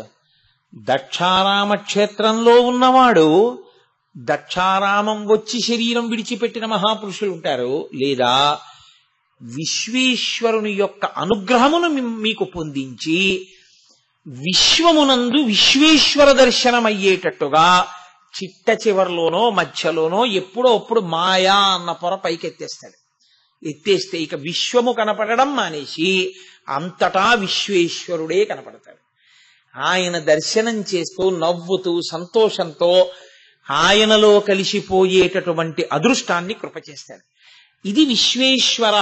ఈ విశ్వేశ్వర తారయ, ఆయనే సంసారము నుండి గట్టెక్కిస్తూ ఉంటాడు. అటువంటి మహానుభావుడు ఎవరున్నారో ఆయనకి నమస్కారం. ఆయనే అవ్యక్త, ఆయనకేమీ వికారములు లేవు. పుట్టడం, వెళ్ళిపోవడం, ఉండడం అలా ఏం లేదు. ఇది వెళ్ళిపోయినట్టు ఉంటుంది, కానీ ఆయన మాత్రం ఇది వెళ్ళిపోతుందేమో కానీ అంతటా ఆయనే ఉంటాడు. ఎందుకంటే ఇది పడిపోయిన భూమిలో కూడా ఆయనే కదండి ఉన్నాడు. అందుకని ఆయన ఎప్పుడూ ఉంటాడు. అందుకే మన వాళ్ళు చాలా పెద్ద సిద్ధాంతం ఒకటి తీసుకొస్తారు. అది పట్టుకు తీరాలి. అది పట్టుకోవడం అంత తేలిక ఇంకొకటి లేదు. అది నేను ఇప్పుడు నేను చెప్పినవి పట్టుకోవడం అయినా కొంచెం ఇంకా మాకు కాస్త ఇబ్బందిగా ఉందండి అనొచ్చేమో. ఇప్పుడు నేను చెప్పబోయేది ఏదుందో అది కష్టమండి అనేవాడు లోకంలో ఉండడు. ఎందుకు అలా వస్తుందో తెలుసా అండి? సనాతన ధర్మమునకు ఒక గొప్పతనం ఉంది. ఇది సర్వభూమికల యందున్న వారిని ఉద్ధరిస్తుంది తప్ప, నేను ఇలా చెప్తాను నువ్వు ఎదిగితే ఎదుగు, నీకు అందకపోతే నీ కర్మ పాడైపో అందం. నీకెంత అర్థం కాదు చెప్పు, నేను అంత కిందకు వస్తాను. నీకు ఇంకా అర్థం కాలేదా, ఇంకా కిందకి వెళ్తాను. ఇంకా అర్థం కాలేదా, ఇంకా కిందకి వెళ్ళిపోతాను. ఎంత కిందకైనా వచ్చేసి మిమ్మల్ని పైకెత్తేస్తుంది. అలా పైకెత్తగలిగినటువంటి లక్ష్యముతో, అలా పైకెత్తగలిగిన శక్తితో సనాతన ధర్మం ఉంటుంది. అందుకే సనాతన ధర్మంలోకి ఇమడలేకపోవడం అన్నది అసలు ఎవ్వరికీ ఉండదు. నువ్వు పనికి మాలిన వాడివి అన్న మాట ఉండదు సనాతన ధర్మంలో. నువ్వు పాపిష్టివాడివి ఈ మాటలు ఉండవు. ఎందుకంటే అందరూ ఈశ్వరుడు. ఆ ఈశ్వరుడిని తెలుసుకునేటట్టు చేయడానికి ఎంత కిందకైనా వచ్చేస్తుంది. అది ఈశ్వరుడు కదండి వచ్చేది. కాబట్టి ఆయన ఎంత కిందకైనా వస్తాడు. మీకు నేను ఒక ఉదాహరణ చెప్పాలంటే, శివాష్టోత్తర శతనామ స్తోత్రంలోనే శివుడికి ఒక నామం ఉంది, అష్టమూర్తి. రోజు చెప్తున్నాం కదా, అష్టమూర్తిరనేకాత్మ సాత్విక శుద్ధ విగ్రహ అని. అష్టమూర్తి. ఇప్పుడు నాకు భగవంతుడు కనపడలేదు అన్నవాడు లోకంలో ఉండడు. మీకు ఇప్పుడే ఇక్కడే ఈశ్వరుణ్ణి చూపించేస్తారు. మీరు ఆ పవిత్రత మీరు ఏర్పరచుకోగలిగితే చాలు దృష్టికోణంలో. ఇక ఈశ్వరుడు కనపడలేదు నాకు సర్వేశ్వరుడు ప్రత్యక్షం కాలేదు, నాకు విశ్వేశ్వరుడుగా విశ్వమునందు ఈశ్వరుడు కనపట్టలేదు అని మీరనే అవకాశం ఏమి కొంచెం. అప్పుడు ఏం చేస్తారో తెలుసా అండి? ఇప్పుడు నేను ఇది చెప్పాక నీకింక ఈశ్వరుడు తప్ప ఈశ్వరుడు లేని చోటు చూడడానికి లేకుండా చేసేస్తాడు. చేసేయడం కాదు, ఈశ్వరుడు అంత కిందకి దిగొచ్చేస్తాడు. ఎందుకంటే నేను నీకు అర్థం కాలేదన్న మాట నీ జీవితంలో అనడానికి వీలేదు. ఎంత కిందకైనా వచ్చేస్తాను. తండ్రికి తల్లికి ఉండే లక్షణం ఏమిటో తెలుసా అండి? ఎంత కిందకైనా దిగొచ్చేస్తారు. కారణం ఏమిటంటే పిల్లల్ని ఉద్ధరించుకోవడమే వాళ్ళ యొక్క లక్ష్యం, అంతే. నాకు ఒక ఆయనతో పరిచయం ఉండేది. ఆయన చాలా పెద్ద అధికారి చేశాడు, చాలా డబ్బు సంపాదించాడు. కొడుకు ఆయన సంతకాలు పెట్టేశాడు షూరిటీ కింద. పెట్టేసి ఆయన ఆస్తి అంతా చూపించి అప్పులు చేసేశాడు. అప్పులు చేసేసి దుర్వ్యసనాలకు వశుడైపోయాడు. దుర్వ్యసనాలకు వశుడైపోయిన తర్వాత డబ్బు కట్టలేకపోయాడు. ఇప్పుడు ఈ షూరిటీ మీరేనా, మీరు కట్టండి అని చెప్పి పోలీసులు ఆ కాగితాలు అవి అన్నీ పట్టుకుని తండ్రి గారి దగ్గరికి వచ్చారు. నాకు ఇప్పటికీ తెలుసు, ఆయన పేరు నోటి వెంట గబుక్కుని వచ్చేస్తుందేమో అని నేను జాగ్రత్త పడుతున్నాను. ఆయన ఆ కాగితాలు చూసి ఆ సంతకం కొడుకు పెట్టేశాడు అని పసిగట్టారు. తన ఆస్తులన్నీ కొడుకు షూరిటీకి పెట్టేసి తన నిర్ధనుణ్ణి చేసేశాడు అని కనిపెట్టారు. ఆయన నేనే పెట్టానండి అన్నారు. అలా అనకపోతే కొడుకు కారాగారానికి వెళ్ళిపోతాడు అని ఆయన తనకున్నదంతా పోగొట్టేసుకుని ఆ అప్పులన్నీ తీర్చేస్తే ఆ కొడుకు ఈయనకి కనపడకుండా పోయాడు. కనీసం నాన్నగారు నాది తప్పయిందని చెప్పడానికి కూడా కనపడలా. చాలా కాలం తర్వాత మళ్ళీ కనపడ్డాడు. ఈలోగా ఆయన ఏం చేశారో తెలుసా అండి? అన్నం తినడానికి 70 ఏళ్ల వయస్సున్న వ్యక్తి, పెద్ద అధికారి చేసిన వ్యక్తి ఓ చిన్న ఉద్యోగం వెతుక్కుని ఆ ఉద్యోగం చేసి పొట్ట పోషించుకున్నారు. ఆయన తండ్రి ఎంత కిందకైనా వచ్చేస్తాడు, తల్లి ఎంత కిందకైనా వచ్చేస్తుంది తప్ప అరే ఎలా పోతే పోయాడు నాకు అనవసరం అనలేరు తల్లిదండ్రులు. పరమేశ్వరుడు కూడా అంతే. నేను తెలియలేదు అని నా బిడ్డలు బాధపడి బంధనమనందు పడిపోవడానికి వీల్లేదు. వాళ్ళకి నేను కనపడతాను. వాళ్ళు అలా అర్థం చేసుకోగలిగిన దృష్టి వాళ్ళకు ఉండాలి. వాడు ఆ తర్వాత ఏదో బాగుపడ్డాడో, మంచి ఉద్యోగం చేసుకున్నాడు, ఏదో తండ్రి గారికి కొంత పట్టుకొచ్చి ఇచ్చాడు. పాపం ఆయన తర్వాతి కాలంలో వెళ్ళిపోయారు అనుకోండి, అది వేరే విశేషం. ఆ తల్లిగారు వెళ్ళిపోయారు, ఆ తండ్రి అందరూ వెళ్ళిపోయారు. నేను ఎందుకు చెప్తున్నానంటే, కిందికి దిగి తండ్రి వచ్చేస్తాడు, కిందికి దిగి తల్లి వచ్చేస్తుంది. అలా పరమేశ్వరుడు కూడా దిగొచ్చేస్తాడు. ఆ దిగొచ్చేస్తే ఏమైపోతాడో తెలుసా అండి? మీ పూజనంతటినీ అందులోకే తీసేసుకుంటాడు. ఇంకా మీకు పూజ రాదనడానికి కూడా వీల్లేదండోయ్. నాకు పూజ రాదండి, నాకు మంత్రాలు రావండి, పురుష సూక్తం రాదండి, శ్రీ సూక్తం రాదండి అనడానికి వీల్లేదు. ఇప్పుడు నేను ఇది చెప్పాక నేను మీకు అష్టమూర్తి తత్వంలో శివుణ్ణి ఇప్పుడే ఇక్కడే ఈ క్షణంలోనే కొన్ని రూపాల్లో మీకు చూపిస్తాను. కాబట్టి నాకు శివదర్శనం అవ్వలేదనడానికి వీల్లేదు. మీకు అవుతుందంతే శివదర్శనం, అందరికీ అవుతుంది. ఎలాగో తెలుసా అండి, నా ప్రజ్ఞ కాదు, నా గొప్ప కాదు, ఆ ప్రజ్ఞ పరమేశ్వరుడు. ఆయన నేను అష్టమూర్తిని అని చెప్పుకున్నాడు. శంకర భగవత్పాదులు దీన్ని నిర్ధారణ చేస్తూ భూరంభం శనలో నిలోంబరమహార్నాథో హిమాంసు పుమాన్ ఇత్యాభాతి చరాచరాత్మకమిదం యస్యైవ మూర్త్యస్తకం నాణ్యకించన విద్యతే విమృశతాం యస్మాత్ పరస్మాత్ విభో తస్మై శ్రీ గురుమూర్తయే నమయిదం శ్రీ దక్షిణామూర్తయే అంటారు. భూరంభంశనలో నిలోంబర మహార్నాథో హిమాంసు పుమాన్. చరాచరాత్మకమిదం, కదిలేది కదలనిది కూడా 8గా ఈశ్వరుడు మారిపోవుచున్నాడు. మూర్తి అంటే నేను మీకు ఇందాక చెప్పా, మీ కంటికి కనపడనిది, మీరు చూడలేనిది, మీ ఊహకందనిది మీ కంటికి కనపడేటట్టు, మీ చేత్తో ముట్టుకునేటట్టు, మీ కాలు తగిలేటట్టు దిగి వచ్చేసి మీకు కనపడితే మూర్తి అంటారు అని నేను చెప్పాను. అష్టమూర్తులుగా 8గా వచ్చాడు ఆయన. అందులో మొట్టమొదటిది భూమి. మీకు శివదర్శనం కాలా? మీరు ఇప్పుడు పరమశివుడు ఒళ్ళో కూర్చుని ఉన్నారు, పార్వతీ పరమేశ్వరుల ఒడిలోనే మీరు కూర్చుని ఉన్నారు. అవకపోవడం ఏంటి? అందుకే ఆయన్ని క్షితిమూర్తయే నమః అంటారు. ఈ భూమి అంతా కూడా పరమేశ్వర స్వరూపమే. అందుకే కన్న తండ్రి తనలోంచి ఆవిర్భవింపచేస్తాడు కొడుకుని కదండి. కొడుకు ఎక్కడి నుంచి వస్తాడు? ఆయనలో నుండే వస్తాడు కొడుకు. ఆయనలో హృదయము నుంచి కదులుతుంది ఆనందధార. అంత ఆనందము కలిగి గుండెల నుంచి ఆయన యొక్క తేజస్సు కదిలితే బిందువు, అప్పుడు కొడుకు వస్తాడు. అందుకే ఆత్మా వైపుత్రనామాసి, తండ్రి తేజస్సు గుండెనాశ్రయించి ఉన్నటువంటి బిందువు కదిలి కొడుకుగా వచ్చాడు కాబట్టి తండ్రియే కొడుకుగా ఉన్నాడు. ఇప్పుడు పరమేశ్వరుడు పృథివిగా ఉంటే ఆయన ఏం చేశాడు? సమస్త భోగములను ఆయన ఇస్తాడు. నేను మీతో తరచూ ప్రస్తావన చేశాను. ఈ మొక్కలు కాని, పళ్ళు కాని, కాయలు కాని, జంతువులు కాని, లేకపోతే భూమి లోపల ఉన్నటువంటి ఐశ్వర్యం కాని, భూమి మీద ఉన్న ఐశ్వర్యం కాని, మనం అనుభవించేటటువంటి సుఖస్థానములన్నీ భూమి యొక్క నిశ్చలత్వము వలననే.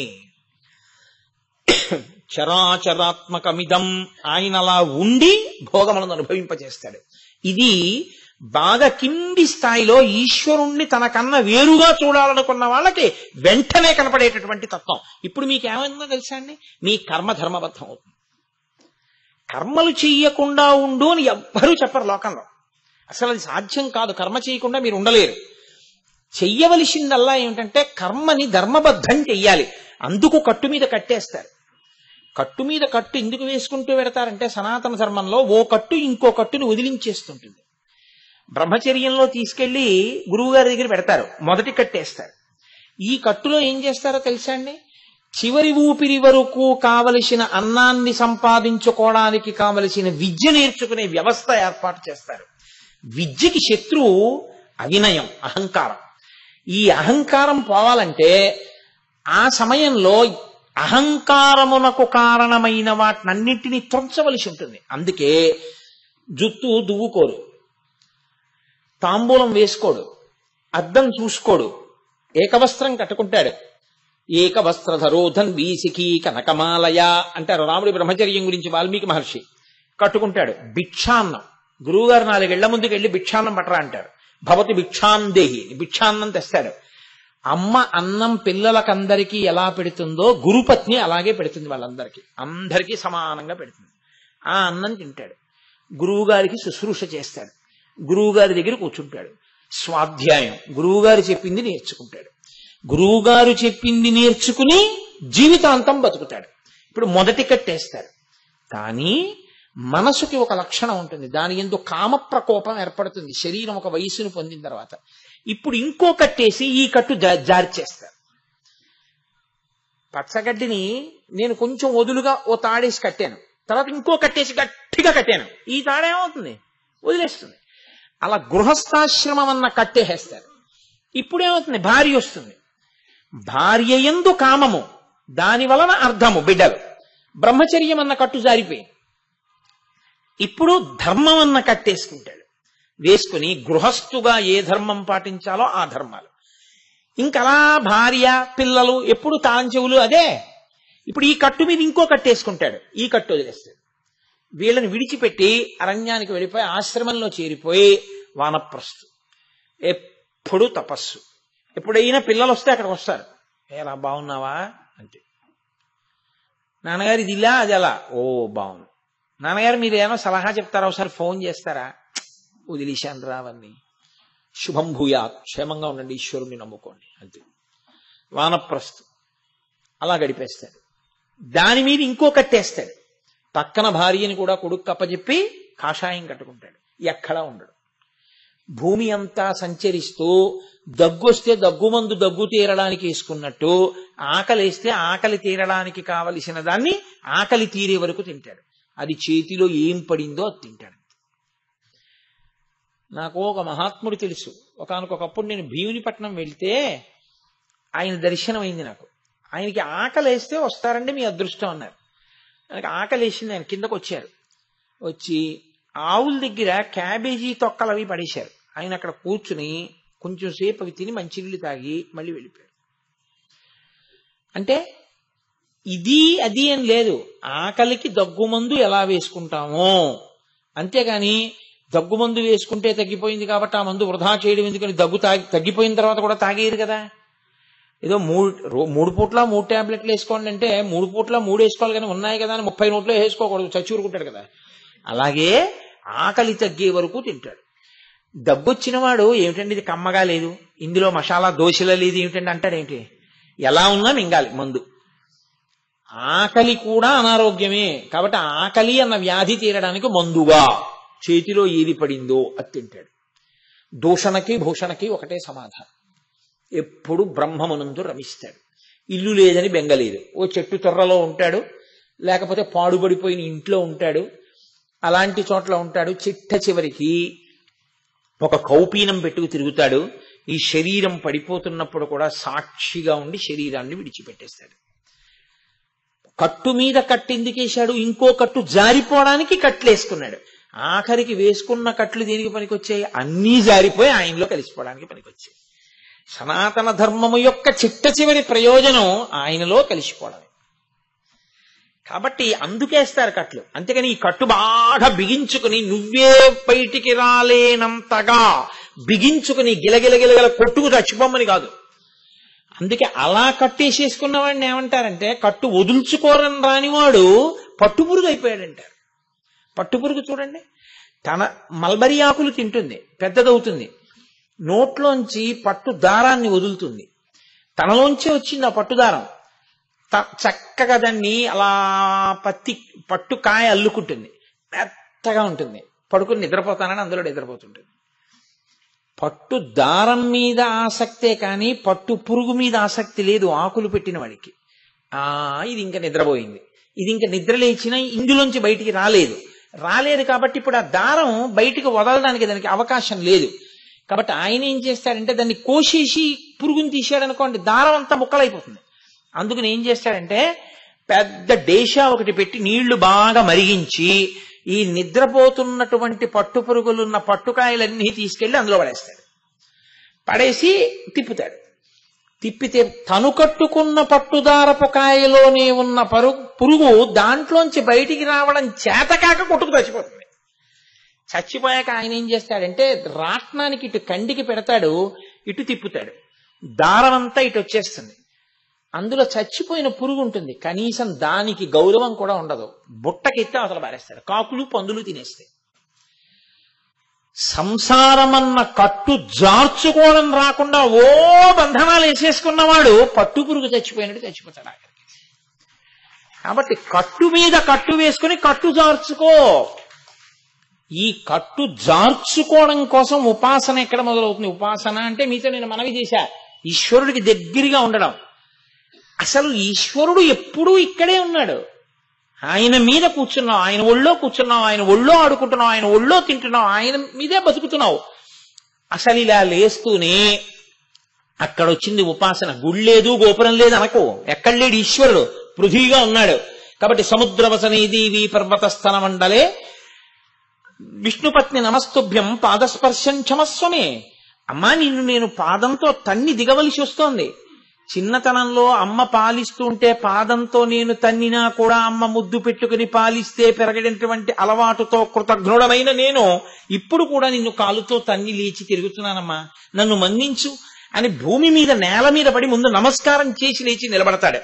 అంటే ఇప్పుడు మీరు చేసే కర్మ ధార్మికం అయిపోయిందా లేదా? ఇప్పుడు మీరు ఈ భూమి మీద ఉండి ఇష్టం వచ్చినట్లు మీరు ప్రవర్తించగలరా? మీరు మీ అమ్మగారిని తీసుకొచ్చి ఎదురుగుండా నించోపెట్టి మీ అమ్మగారి మొహం మీద గాండ్రించి ఉమ్మగలరా? ఏ పశువు ఆ పని చేయలేడు. నోటి నిండా దిక్కుమాల తాంబూలాలు వేసుకుని ఇంతంత రక్తం కక్కుకున్నట్టు ఎర్రటి నీరు తయారు చేసి ఉమ్ము, ద్విచక్ర వాహనం మీద వెళ్ళిపోతూ గనక వస్తున్న వాడికి గాలికి పడతాయేమో అని కూడా చూడకుండా నెత్తురు కక్కినట్టు ఎలా ఉమ్మగలవు నువ్వు, డాగులు పడేటట్టు? ఆమె నీ తల్లి భూమాత, నీ తండ్రి. అది నీకొస్తే నువ్వు అలా తాంబూల చర్వణం చేసి ఉమ్మలేవు. ఎక్కడ పడితే అక్కడ ఉమ్మడం అన్నది ఉండదంతే. ఇంకా అమ్మ ఎలా ఉమ్ముతాను నేను? అసలు ఉమ్మవలసిన అవసరం ఏంటి? నువ్వు ఉమ్మడవు. అంత జాగ్రత్తగా ఉంటాడు. శరీర శోధనము అంటారు. తప్పనిసరి అయితే అమ్మ ఒళ్ళో మలమూత్ర విసర్జన చేసిన అజ్ఞానంతో అమాయకత్వంతో పిల్లవాడు చేసినట్టు తప్పక చేస్తున్నానమ్మా అని చేయవలసి వస్తుంది అంతే. ఇంకా ఏదో తప్పనిసరి పరిస్థితుల్లో ఉమ్మాలి కానీ అదే పనిగా ఉమ్మడం అన్న అలవాటు పోతుంది. నీ కర్మ ధార్మికం అయిపోయిందా లేదా? నువ్వు ఏది పడితే అది చేయలేవు భూమిని. అరే నా తల్లి, ఆవిడ్ని నేను ఎందుకు క్షోభ పెట్టాలి?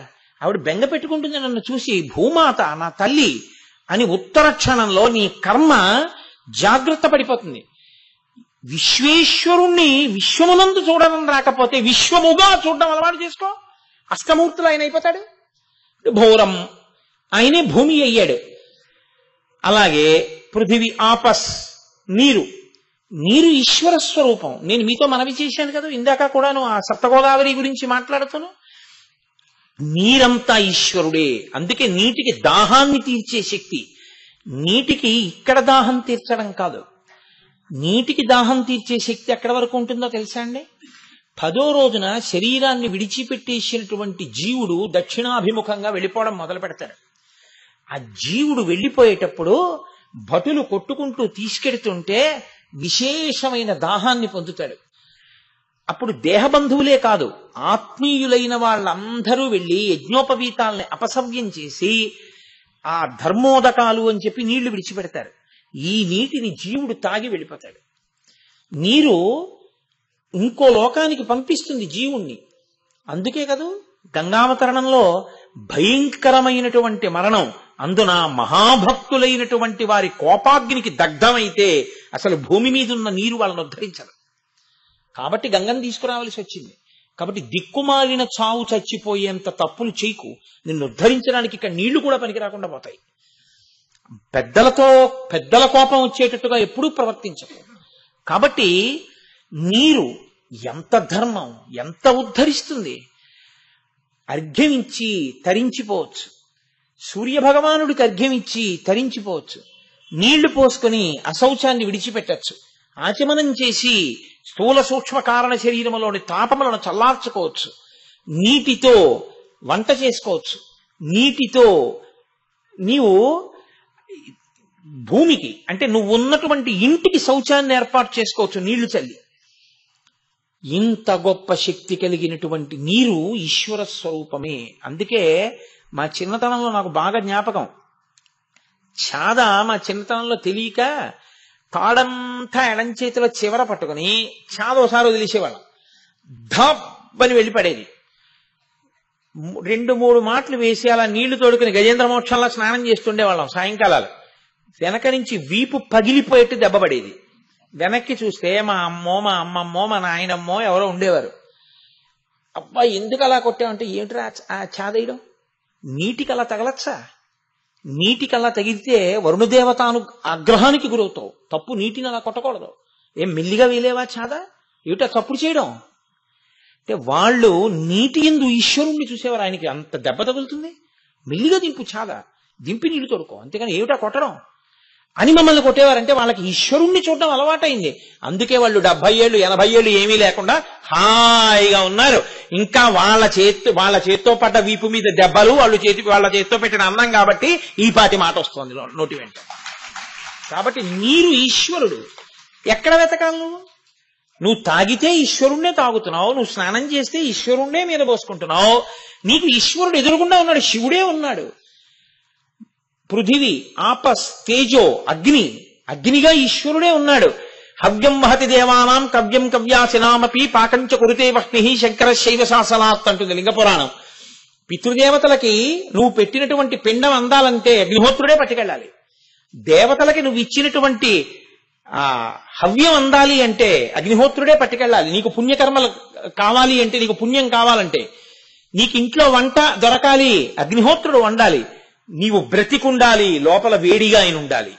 ఇన్ని ఉపకారాలు చేస్తున్నటువంటి అగ్ని అది జడము కాదు సుమా, మీకు ఉపకారం చేస్తున్నాడు పరమేశ్వరుడని నేను నిరూపణం చేస్తున్నాను. ఆ అగ్ని ఇంత ఉపకారం చేస్తున్న రూపంతో శివుడే ఉన్నాడు. కాబట్టి పృథివీ, ఆపస్, తేజో, వాయు. అసలు గాలి గురించి నేను చెప్పక్కర్లేదు. గాలియే సుఖము, గాలియే భవతి. గాలి ఉంటేనే ఉన్నాడని గుర్తు. గాలి లోపలికి వెళ్ళి బయటికి రాకపోతే అసలు ఉన్నాడని గుర్తే లేదు, ఇక వెంటనే వెళ్ళిపోతుంది, అంతే. బ్రహ్మాండంలో ఒక పిండాండం వెళ్ళిపోతుంది. అటువంటి గాలి మీరెక్కడికెడితే అక్కడ ఉంటుంది తప్ప గాలి ఉన్న చోటుకి మీరెళ్ళక్కర్లేదు. అలా ఆయన వ్యాపించి మిమ్మల్ని సుఖపెడుతున్నటువంటి మహాపురుషుడై పరమేశ్వరుడు ఉన్నాడు. కాబట్టి ఇప్పుడు శివుడు లేకుండా మీరు ఎక్కడున్నారు? పృథివీ, ఆపస్, తేజో, వాయు, ఆకాశములు. ఆకాశము అంటే శూన్యము అని అనుకోకండి.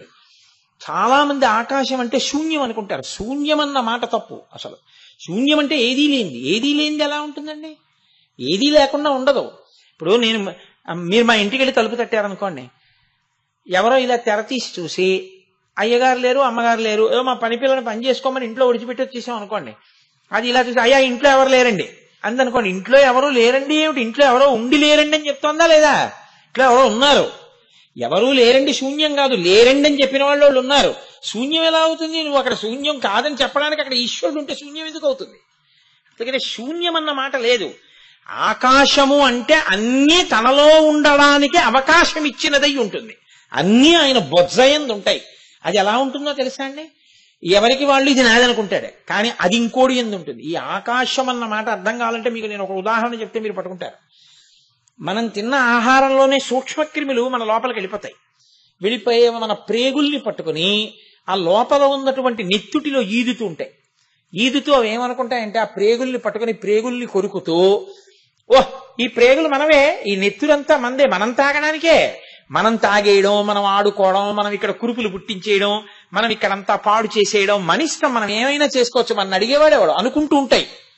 కానీ ఈ పొట్ట, ఈ నెత్తురు, ఈ ప్రేగులు కలిగిన వాడు ఒకడు ఉన్నాడు. వాడు గమనిస్తున్నాడు, ఇక్కడ నొప్పిగా మంటగా ఉంటుంది. వాడు చూస్తూ ఏం చేస్తాడు? డాక్టర్ గారి దగ్గరికి వెళ్ళి టాబ్లెట్ వేసుకుంటాడు. ఇది లోపలికి వెళితే ఇదంతా నాదే అనుకున్న పురుగులన్నీ ఏమవుతాయి? మర్నాడు బయటికి వెళ్ళిపోతాయి, శరీరాలు విడిచిపెట్టేసి. ఇదంతా మనదే అనుకుంటాం. మనమంతా ఉన్నది ఆయన ఇచ్చిన అవకాశంలో, ఆయన బొద్దలోనే, ఆయనలోనే ఉన్నాం. అది ఆకాశ స్వరూపం తప్ప లేకపోతే ఇదిగో ప్రేగుల్ని పట్టిన పురుగుల్లో ఉంటుంది. ఇవన్నీ మనవేనండి, నాదేనండి అంటే ఇదంతా ఈశ్వరుని ఎందే ఉందండి అన్నవాడు, అయ్యయ్యో మా ఇల్లు ఏమిటండి బాబా, అవకాశం ఆయన ఇచ్చాడు. ఆకాశమో అవకాశమై నేను ఉండడానికి ఇదిగో ఈ ప్రాంగణాన్ని ఈశ్వరుడు ఇచ్చి స్వగృహే అని చెప్పుకో సంకల్పం అని అనుగ్రహించాడంటాడు. అది భక్తి. కాబట్టి పృథివీ, ఆపస్, తేజో, వాయు, ఆకాశములై ఉన్నాడు సూర్యుడు. ఆయన లేకపోతే జీవితం ఏముందండి? అసలు ఉరువులు లేవు, అప్పడాలు లేవు, ఒడియాలు లేవు, కాయగూరలు లేవు, పళ్ళు లేవు, బతకడం లేదు, బట్టలు ఆరడం లేదు కదండి. ఆరోగ్యం భాస్కరాదిచ్చేత్. ఒరుగులు ఆయుర్వేదంలో గొప్ప ఔషధి కింద చెప్పబడ్డాయండి. అందుకే పూర్వం మామిడికాయ వచ్చే రోజుల్లో ఒరుగులు పెట్టేవారు. సీతమ్మ తల్లి అంతటిది సుందరకాండలో ఒరుగులు పెట్టుకుంది. రామాయణంలో ఒరుగులు ఎందుకు పెడతారంటే తిన్నగా సూర్యరశ్మి దాని మీద పడి ఎండిపోయి సూర్యశక్తి అందులో పెడుతుంది. దాని యందు రోగ నివారణ శక్తి ఉంటుంది. దాన్ని మళ్ళీ పప్పు తయారు చేసి పెట్టేవారు. పెడితే శరీరం ఎప్పుడు కూడా ఆరోగ్యంగా ఉంటుందని. కాబట్టి కేవలం సూర్యుని యందు మాత్రమే ఎండపెట్టి తినే పదార్థాలు కొన్ని ఉంటాయి. అవి ఎందుకు అలా తింటారు అంటే ఆయన అనుగ్రహాన్నే తిన్నగా పొందడానికి. అటువంటి మహానుభావుడై సూర్యుడు ఆయనే అయి ఉన్నాడు. అలాగే చంద్రుడు ఓషధులను ఆయన ప్రకాశింపచేయలేదనుకోండి, ఆయన యందు అమృతం ఉంటుంది. అమృత శక్తిని పొందడానికి కొన్ని భూమి మీద యోగ్యములై ఉంటాయి. ఓషధి చంద్రుడి నుంచి అమృత శక్తిని పొందుతుంది. అందుకే ఓషధి అనారోగ్యాన్ని తీసేస్తుంది.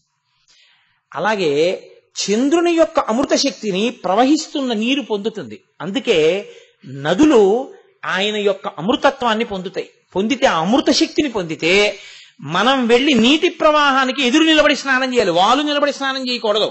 ఎదురు నిలబడి స్నానం చేస్తే అమృత శక్తి శరీరంలో మన యందు ప్రవేశిస్తుంది.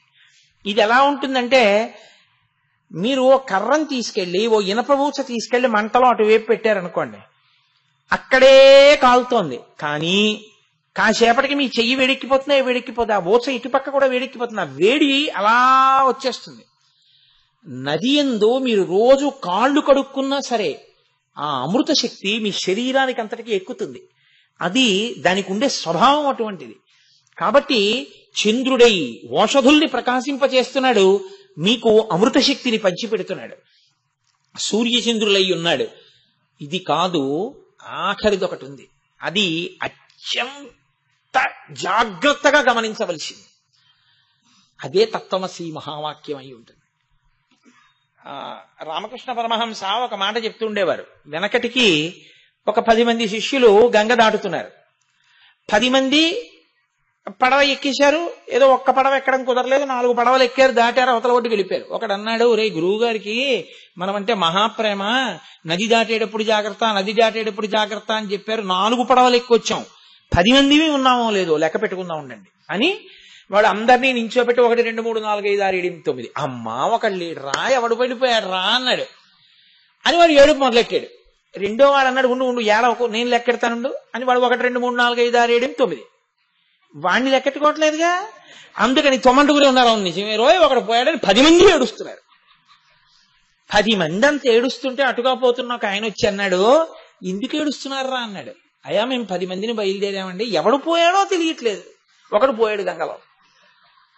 10 మంది అనా మీరు? అవును 10 మంది ఉన్నారుగా. 10 మంది 1 2 3 4 5 6 7 8 9 10. మరి అదేంటంటే నేను లెక్క పెడితే రావట్లేదు అన్నాడు. నీ మోహన్ నీతో కూడా లెక్కెట్టుకో. ఆ 9 10 అవునండో ఉన్నా అన్నాడు. ఇప్పుడు కొత్తగా వచ్చాడా వాడు? ఎప్పుడూ ఉన్నాడా? ఎప్పుడూ ఉన్నాడు. ఎప్పుడూ ఉన్నవాడు లేడని వాడు అనుకుని వాడు లేడు అనుకుంటున్నాడు.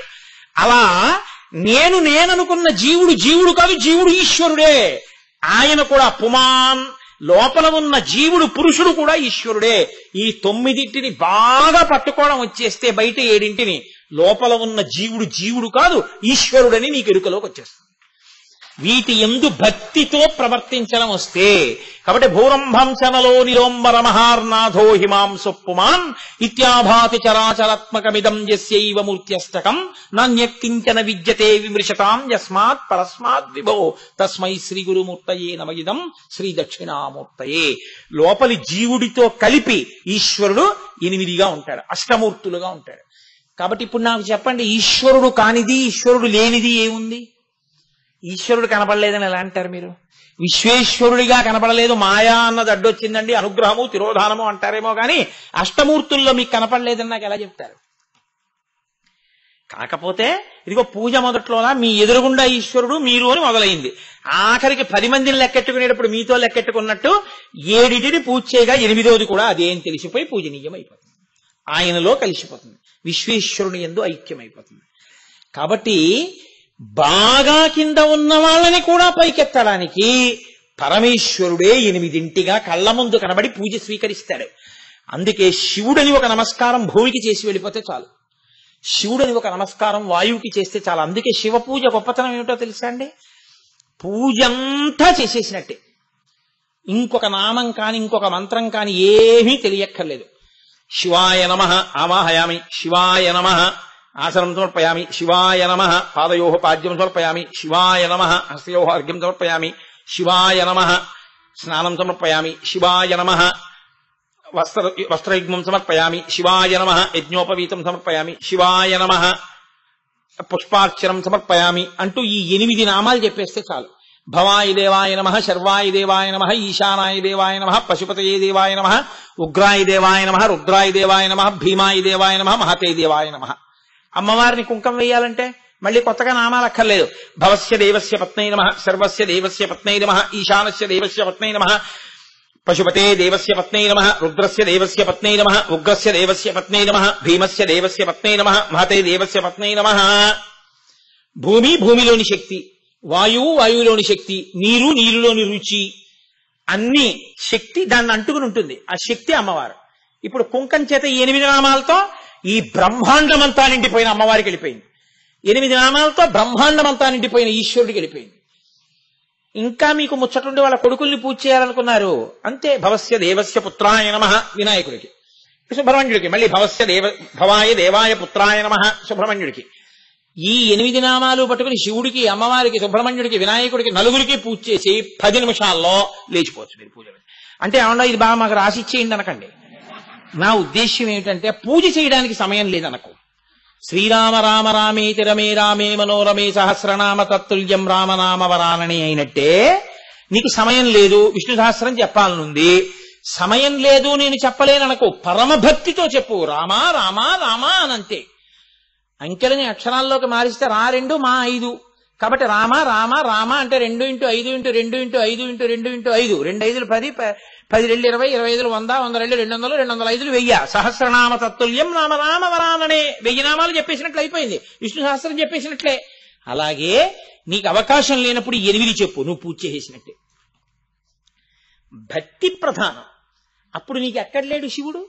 ఇప్పుడు నాకు శివుడు శివాలయానికి వెళ్ళొద్దని నేను అన్న, భక్తి బాగా కలిగే వరకు వెళ్ళండి, కానీ అనుక్షణం మీరు పరమేశ్వరుడితోటే ఉన్నారు. ఇదిగో ఈ స్థితి కలిగితే ఆయన యొక్క అనుగ్రహానికి అంతు ఉండదు. సప్తగోదావరిని తెద్దామని ఋషులు వెళ్ళారు. వాళ్ళు సుముహూర్తానికి తేలేదు సప్తర్షులు దక్షారామం విషయంలో. ఎందుకని అంటే నది రావడం ఆలస్యం అయిపోయింది. ఈలోగా పరమేశ్వరుడు అనుకున్నాడు, అయ్యో వాళ్ళు చిన్నబుచ్చుకుంటారా, మళ్ళీ పంచాంగాలు వచ్చుకుని ముహూర్తాలు చూసుకోవాలి, మేం పెట్టిన ముహూర్తం భగ్నం అయిపోయిందని బాధపడతారని తాను ప్రతిష్ఠ అయిపోయాడు అంతే. అంటే తాను వచ్చి కూర్చుండిపోయాడు అంతే. కూర్చుండిపోవడమే కదండి ప్రతిష్ఠ అంటే. ఆయన అలా వచ్చి కూర్చుండిపోతే మొదటి పూజ చేయకుండా ఉండడమా అని ఉండలేక సూర్యుడు గబగబా నడిచొచ్చి సూర్య భగవానుడు మొదటి పూజ చేశాడు భీమనాథుడికి. 7 ఋషులు వచ్చారని ఎవరు ప్రతిష్ఠ చేశారు, ఎవరు పూజ చేశారన్నారు. మీరు కోప్పడకుండా ఆయన అనుగ్రహించి వచ్చేసాడు, నేను మొదటి పూజ చేశాను, మీ అందరూ చేసినట్టే అన్నాడు. పొంగిపోయారు. అందుకేటండి భీమనాథుడి గొప్పతనం ఏమిటో తెలుసా? అసుర సంధ్య వేళలో ఆయన చాలా ప్రసన్నంగా ఉంటాడు ఎప్పుడు.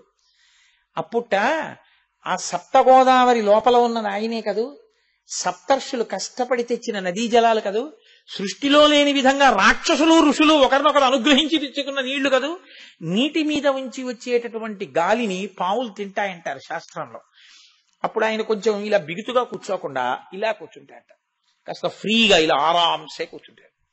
కూర్చుంటే అప్పుడు ఆయన వేళ్లకున్న పాములు, చేతులకున్న పాములు, కంఠానికున్న పాములు, ఈ పాములన్నీ కూడా దక్షారామంలో మాత్రం ఆయన మేడ మీద కూర్చుంటాడు. అంతఃపురంలో పైన కదండి ఉంటాడు, గాలి బాగా వేస్తుంటుంది అసుర సంధ్య వేళలో. అక్కడ కూర్చుంటే పాములన్నీ బాగా ఇలా విచ్చుకుని గాలి తింటుంటాయి. అవి గాలి తింటుంటే ఆయన ఇలా ఆరాంసే ఉంటాడు. అప్పుడు బాగా ప్రసన్నుడై ఉంటాట. అటువంటి అసుర సంధ్య వేళలో అక్కడికి వెళ్ళి నమస్తే భీమనాథాయ సప్తగోదావరాంభసే అంటూ అక్కడికి వెళ్ళి